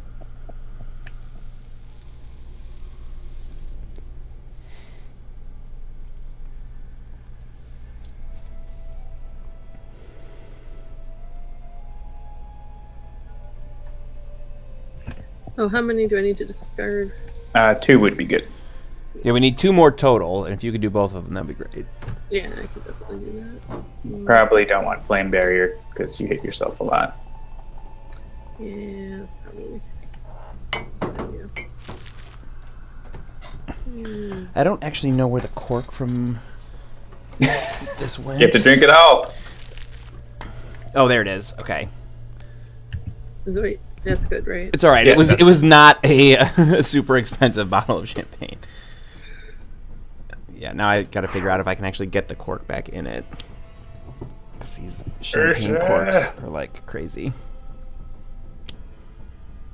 Oh, gross. Primeval Eruption. Akash fighting back here. I'm not putting this cork back in. I'll leave this on Kristen's desk in the morning. Corks don't usually go back in to champagne. sparkling. Yeah. They turn into mushrooms. Pagan. You could like cut the cork to fit back in, maybe. Yeah.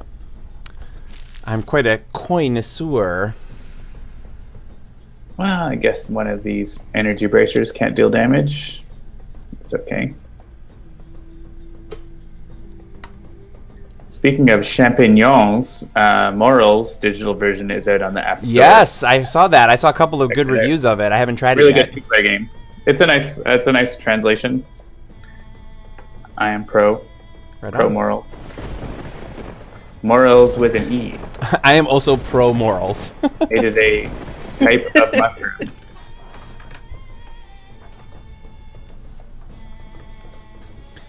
Jeremy is amoral. I mean, it's better than being immoral. Is it? Or is it? Yes, I'm going to do this. Healing Rain. Yes, I'm going to heal the things. So when I was watching the the Captain Marvel trailer today, I had a thought, which was that normally I wouldn't think that a big company would have the cojones to do this, but I think the smartest thing in the world that Marvel could do would be to not release a single trailer for Avengers 4.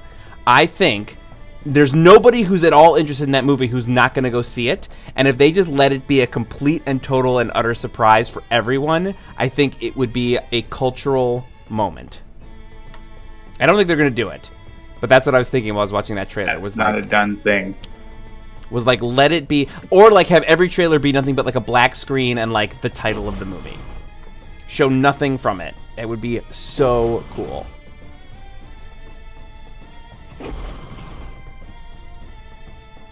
I imagine they'll probably be like restrained with the trailer, but there'll be a trailer. Yeah, well, and that's the thing. Like, it comes out in May, which means technically, like, the first teaser trailer should be coming out now. But the reason why I was thinking about this is because I think there's a pretty solid lock on the fact that, like, Avengers 4, whatever's happening in that movie is going to be absolutely dependent on what happens in Captain Marvel. And so as a result, anything they show in the trailer can't spoil the movie that's coming out 2 months earlier. And that's why it's like, if there was ever going to be a time for them to try this gambit, now's the time to do it.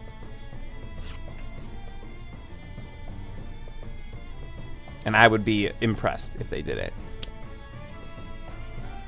The film isn't Infinity War 2. It absolutely is Infinity War 2. That's not officially the title. It's not. Well, yes, that's not the title, but that's what it is, basically. All right, all my constructs are blowing up, so let's do this.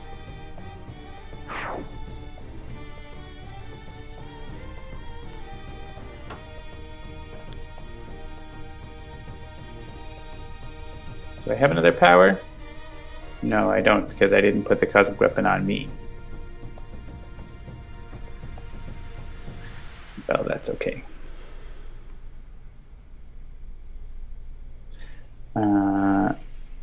Let's hit these guys then.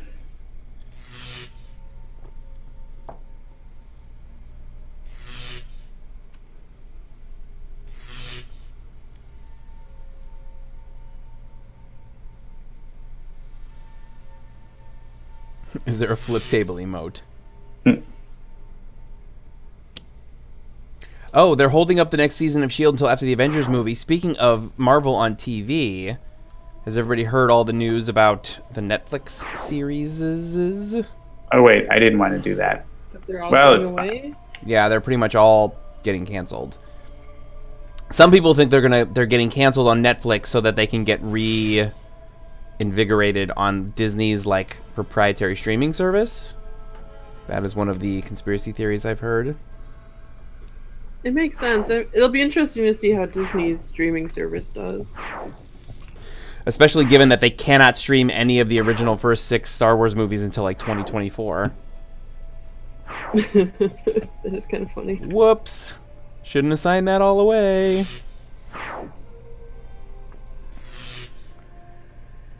Yeah, I watched Iron Fist, and I'm not going to spoil it, but we were super happy about like what happened in that, and I wish that it would keep going with the way it is, but not something I would have bet on after what I heard about the first season of Iron Fist. You watched the second season? I have not watched. I have watched. You know what I'm talking about? A grand total of 2 episodes of the entire Netflix oeuvre of Marvel stuff. Take Walker, I don't know if I would say Iron Fist Season 2 was actually good, but the way it ended was good. And I was excited for it to keep, like, for what would be next. And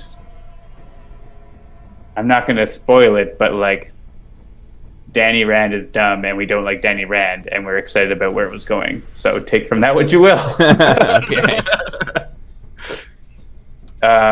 Yeah, and Daredevil Season 3 is pretty good so far. We're in the middle of it.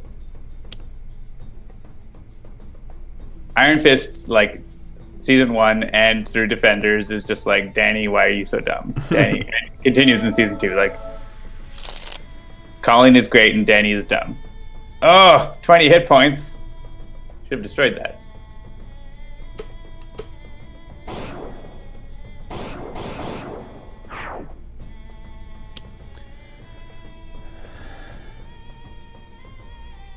Alright. I can get rid of that Entomb. Yeah, please get rid of both of those ongoing cards. Yes. That would be great.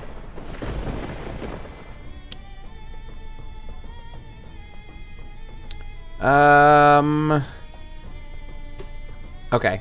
I was gonna say, like, I can go after Anubis if we want. We're getting Anubis. But he's an Ascended Ancient, John. You can't forget about him. I can and I will. Alright, I'm gonna heal again. I mean, I suppose the other thing is that I could destroy Localized Hurricane, and then I wouldn't... Are they making Jessica Jones Season 3? That's cool. I'll be excited for that. I like Jessica. Danny Rand was the snarf of the Defenders. Snarf! He's just, like, every time, it's like, he's so dumb. Like, it... Without fail.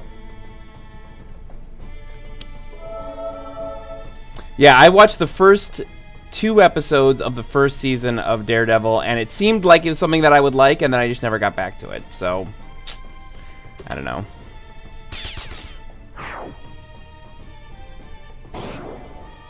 Someday I might get back to it. It's weird. I don't know how I choose the things that I want to watch. Like, that's why, like, when Sabrina came out, it was like, I'm totally going to watch this, and then I just watched the whole thing in, like, 4 days. Seems likely I will play 3 constructs with my power. So one of them, I could get a harsh offense, which I don't actually really want. So I'm just gonna stall.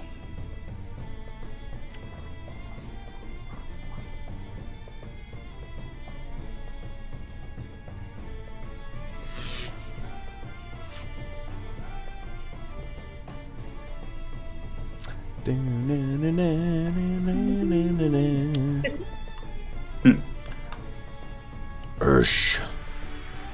Oh, Ursh is back. We just killed Ursh.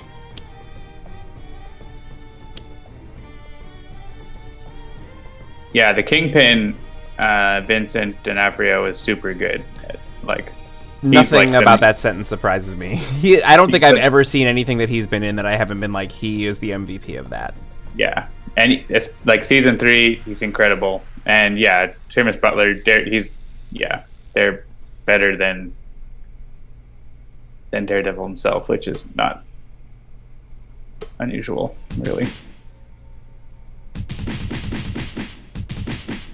And really, like, the supporting cast of the Netflix series, they should have their own series, right? Like, we should have, like, a Colleen and Karen and Rachel Dawson, like, get together, or Rosario Dawson get together and have their own show, and Foggy Nelson, like, get rid of the heroes and just have the backups. Lower Decks, the series. Yeah.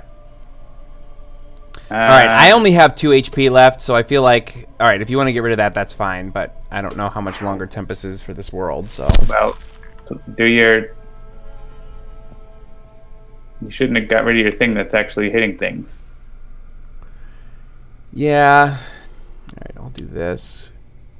And then this. Maybe I'll survive to fight another day. I think it's time for Ra to burn brightly. I think so. Alright. Oh, Scorched Earth would be real good.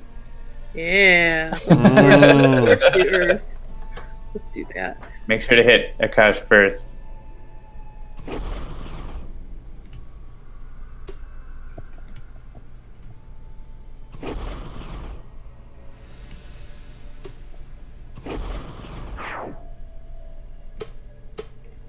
Yeah, she plays a card. Oh, she destroys all the environment cards, which is going to make her play a bunch more cards. Oh, well. No, this is just going to happen. Well, but I'll be able to hit someone. Yeah, you'll be able to hit them, but there'll be no environment cards left, so it won't do anything. Ah. No. And I threw my staff at Akash'Bhuta my last turn, which was maybe not the best idea. But... Well, you can do 1 damage to these now. All right. Well, should I set everything on fire? I would set everything on fire, yeah. Yeah, let's do it. Seems like something you would do. Yeah, it makes sense.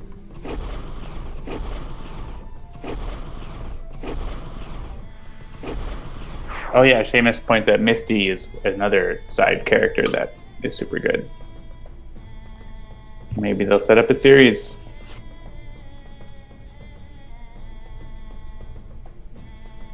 Yeah, and Seamus points out, watch season 2 if you're not sure about how awesome Colleen is. Yeah, let's see. I can't get rid of that entomb.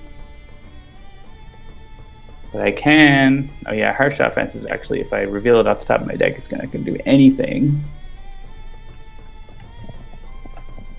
But I can put a Vitality Conduit on Tempest. And maybe that'll help. So every time I play against Akash'Bhuta, I think, how can I make a flipped Akash'Bhuta cosplay? And I have yet to come up with a way to do that. But I think it would be amazing. It would be amazing. You need to be on fire. Yeah. Like a little propane torch. Yeah, thing. have somebody following you around with a extinguisher just in case. I feel like we probably wouldn't get into the convention center. All right, do we have 5 cards to discard for this? Probably a good idea.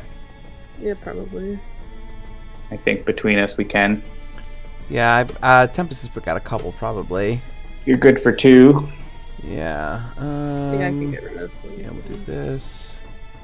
Yeah, sure, that's fine. And probably I'm not gonna play that. You don't need another copy of Cleansing Downpour either. Yeah, that's fine.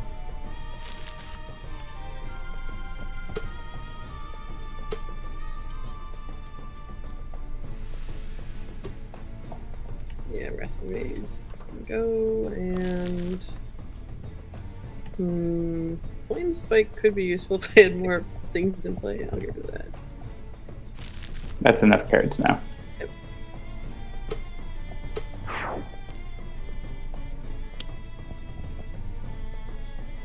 Jai. Hitting all the things. That's good.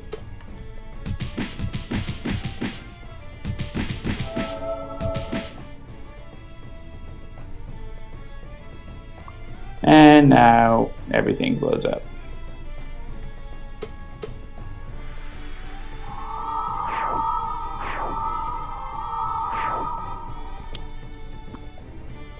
At least it goes away. Ooh. Lots of twists and turns in this game. It's definitely getting down to the wire here. Yeah, this will be 3, 5, 8, and 12. You could take it the rock slide. Yeah, who is brambled? Me. So I can't. Oh yeah, you can't.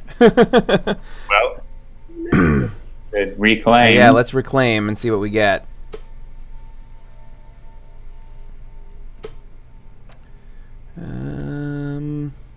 I have a chain lightning. Yeah, you know what? I'll just do another reclaim, just in case. All right, Ra. Sparky Wolf wants to know, now that trainer battles are coming to Pokemon Go, will we fight to see who is the very best? Ooh, I maybe. think we need to be better friends on Pokemon Go, because we don't have. You have to be like 3 or 4 stars to fight at a distance. Oh, okay. So the only person right now that I'm that close with is Zach. And so I will definitely fight him. I will keep sending you presents from abroad. I've only actually started playing again recently. I know. Because Adventure Sync, finally, it can track distance walked when the app isn't open. Yes, I have unlocked. Like I finally, and this is, after like 2 years, they talking finally about had that feature. talking about like monetization. Like they have now made the point where I will probably never buy another incubator because I can have one egg incubating it, and then wherever I walk all day, it'll eventually. I'm unlocking at least one egg a day, and it's great. I love it. Yeah, I'm actually playing the game again more now because of that. Because like if whenever I had to leave my phone open to play the game, right? And it was just like brutal. Yeah, and even though I've got the Apple Watch, so I could even do a little bit of that, but even that was like I'd have to remember to turn it on, and it was a thing. You and have now to make a workout, blah blah blah. Yep. Yeah.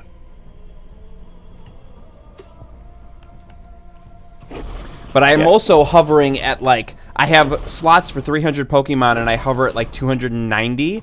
So like I'm constantly like trying to prune my group so I don't have to buy more to have room for more. I mostly just keep like one of each like evolved form. Yes, and that's the thing. Like I have them set up now so that I because you showed me how to use Pokegenius or whatever it is. Pokegenie. So now, like, I check every Pokemon when I capture it, and if it's not at least an 80 and, like, a B or A and above on the attacks, I get rid of it. But I still have a lot that reach that criteria, so. I think I want this. In case I lose a construct, which I might, and I can take it that rock slide. Alright, Harsh Offense isn't going to do anything, but I knew that.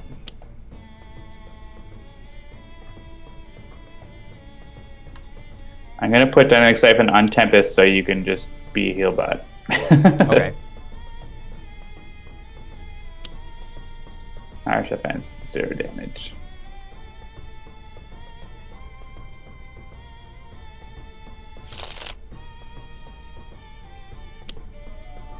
Hey, I'm flagging animation now that my trash is empty.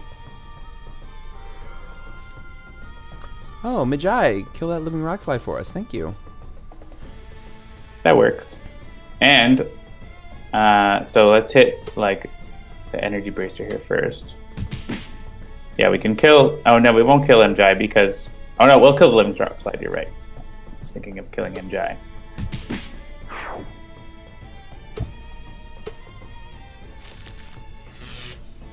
We can hit the dynamic siphon. Everyone else, yeah, that's fine. Like the order doesn't matter now, but like once it hits the dynamic siphon, you can do your heal. Yep.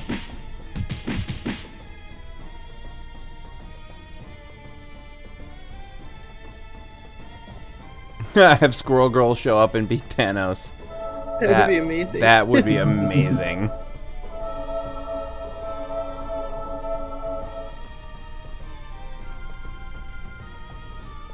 Canada's greatest superhero, Squirrel Girl. I think Canada's greatest superhero is Ryan Reynolds. Squirrel Girl. I'm just saying.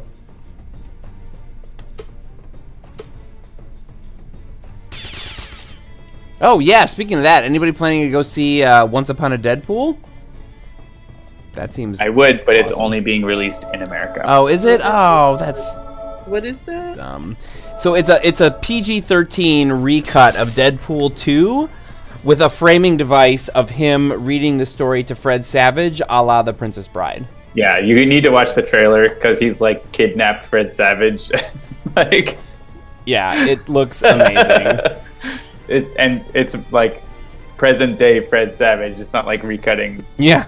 Kid Fred Savage, but like of course still looks the same because he's Fred Savage. Yeah, the best line in that entire trailer was when he's like, I kind of like Marvel movies better. And he's like, we're Marvel. He's like, yeah, but you're Marvel licensed by Fox. It's kind of like if the Beatles were produced by Coldplay. It's music, but it's I thought it was Nickelback. Oh, Nickelback. What did I say? Coldplay? Whatever. The same difference, right? All right. Yeah, I'm going to chain lightning. Deal damage again. Yes, I can deal damage, so I'm going to...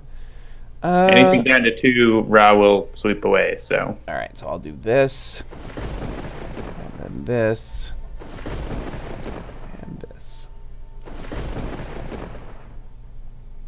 Sorry, I apologize to the Coldplay fans out there.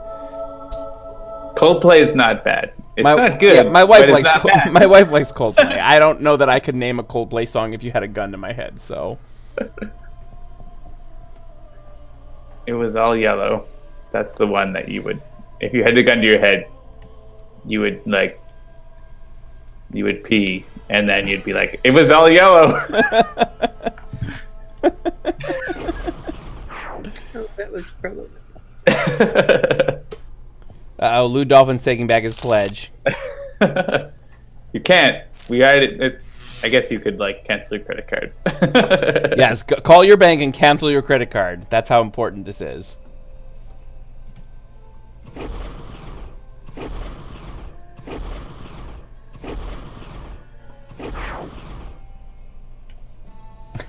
Now he's reporting me for identity theft.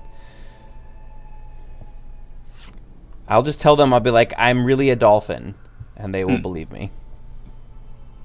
Really, really. There are 2 construct cards in play. I feel like living dangerously. Let's autonomize the blade. I'll stay. I also like to live dangerously. Hey, look, conservation of energy. Just what I want to see. Let's put this on Captain Cosmic. And let's put this on... How's Ra doing? Tempest has multiple powers. Tempest, you can have that. Sure. I'm going to blow it up right away, though, probably. Yeah, I'm blowing it up right away.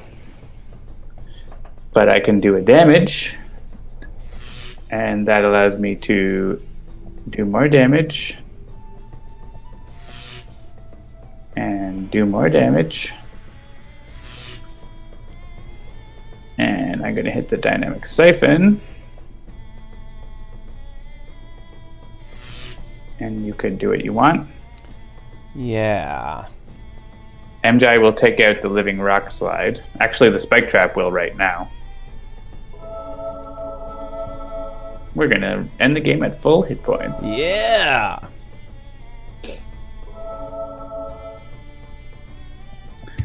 And I can hit that. You did a good job of kind of turning this game around. I was worried for a minute. That's why you never give up, never surrender. And I'll destroy one more. And then I will skip and draw 3 cards. And that's some Captain Cosmic Requital for you. Never in doubt.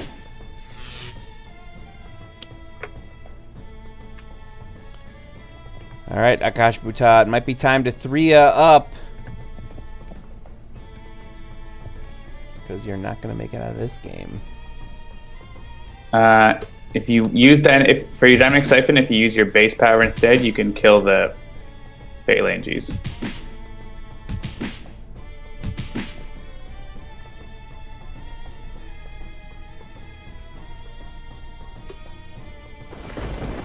Done.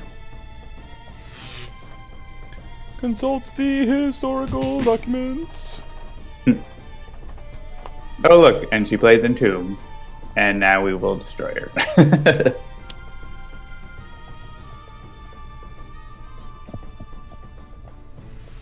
Yeah, Galaxy Quest is definitely one of my all-time favorite movies. I just rewatched it last month, and it still pretty great. Stands up. Yeah, we can do this. Space Quest was not like Dragon's Lair. That is a true fact. I mean, it has some similarities. They're both adventure games, and they're both very frustrating. But they're pretty different. It's a text input adventure game that later became a point-and-click adventure game. By Sierra. Sierra Online, classic.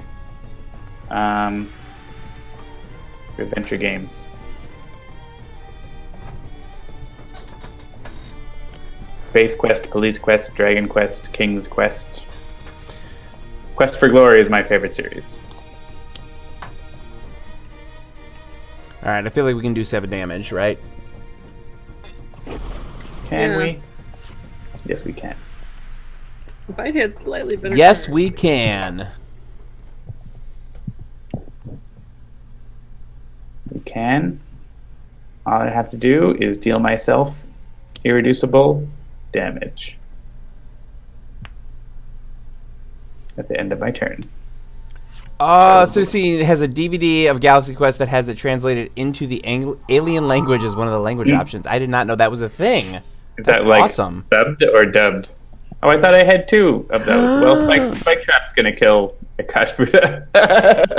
We threw Akash into the spike trap. We did it! Just on time. Yay! Just on time. Let me close that and then set that. Boom. So thank you everybody for joining us. There it is. 37,520, 125% funded, 1929 backers.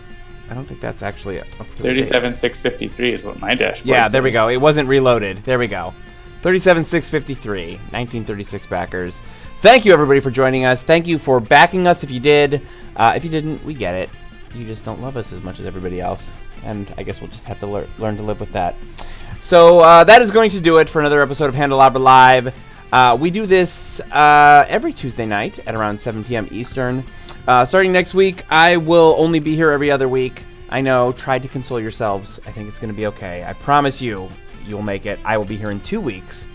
Sentinels of the Multiverse is the only comic book themed card game that you should be playing. One Deck Dungeon, Bottom of the Ninth, Aeon's End. Those are some other really great games that you should be playing. Thank you for joining us. If you like the show, please do like, share, follow, and subscribe. Our games are currently available mostly on Steam, iOS, and Android, and always in good old analog cardboard and ink. And you can find more info and download all of our games at Handelabra.com. Joining me tonight was Jen. Where can people find you on the internet, Jen? I'm at Cartoon Jen on Twitter. Is an easy place to find me. There's probably links to other stuff from there. Right on. What about you, John? Or cartoongen.com. Oh, cartoongen.com. There you go. Cool. At Migrant P. At Migrant P. And I'm Jeremy. You can follow me at Mr. J Handel. That's MRJHANDEL. And that's going to do it. Who's So at the other one? Is there anyone at Mr. J Handel, like the LE? other spell? Yeah. I don't Maybe know. Take it. All right, Lou Dolphin. I feel like that's the thing you would do, is go and get the alternate one. All right, thank you everybody for joining us. I think that's going to be it. So we will see you next week. Thank you for helping us make our next game. We'll see you in 2019. Thanks a lot. Thanks everybody. Good night. Thank you. See ya. Bye.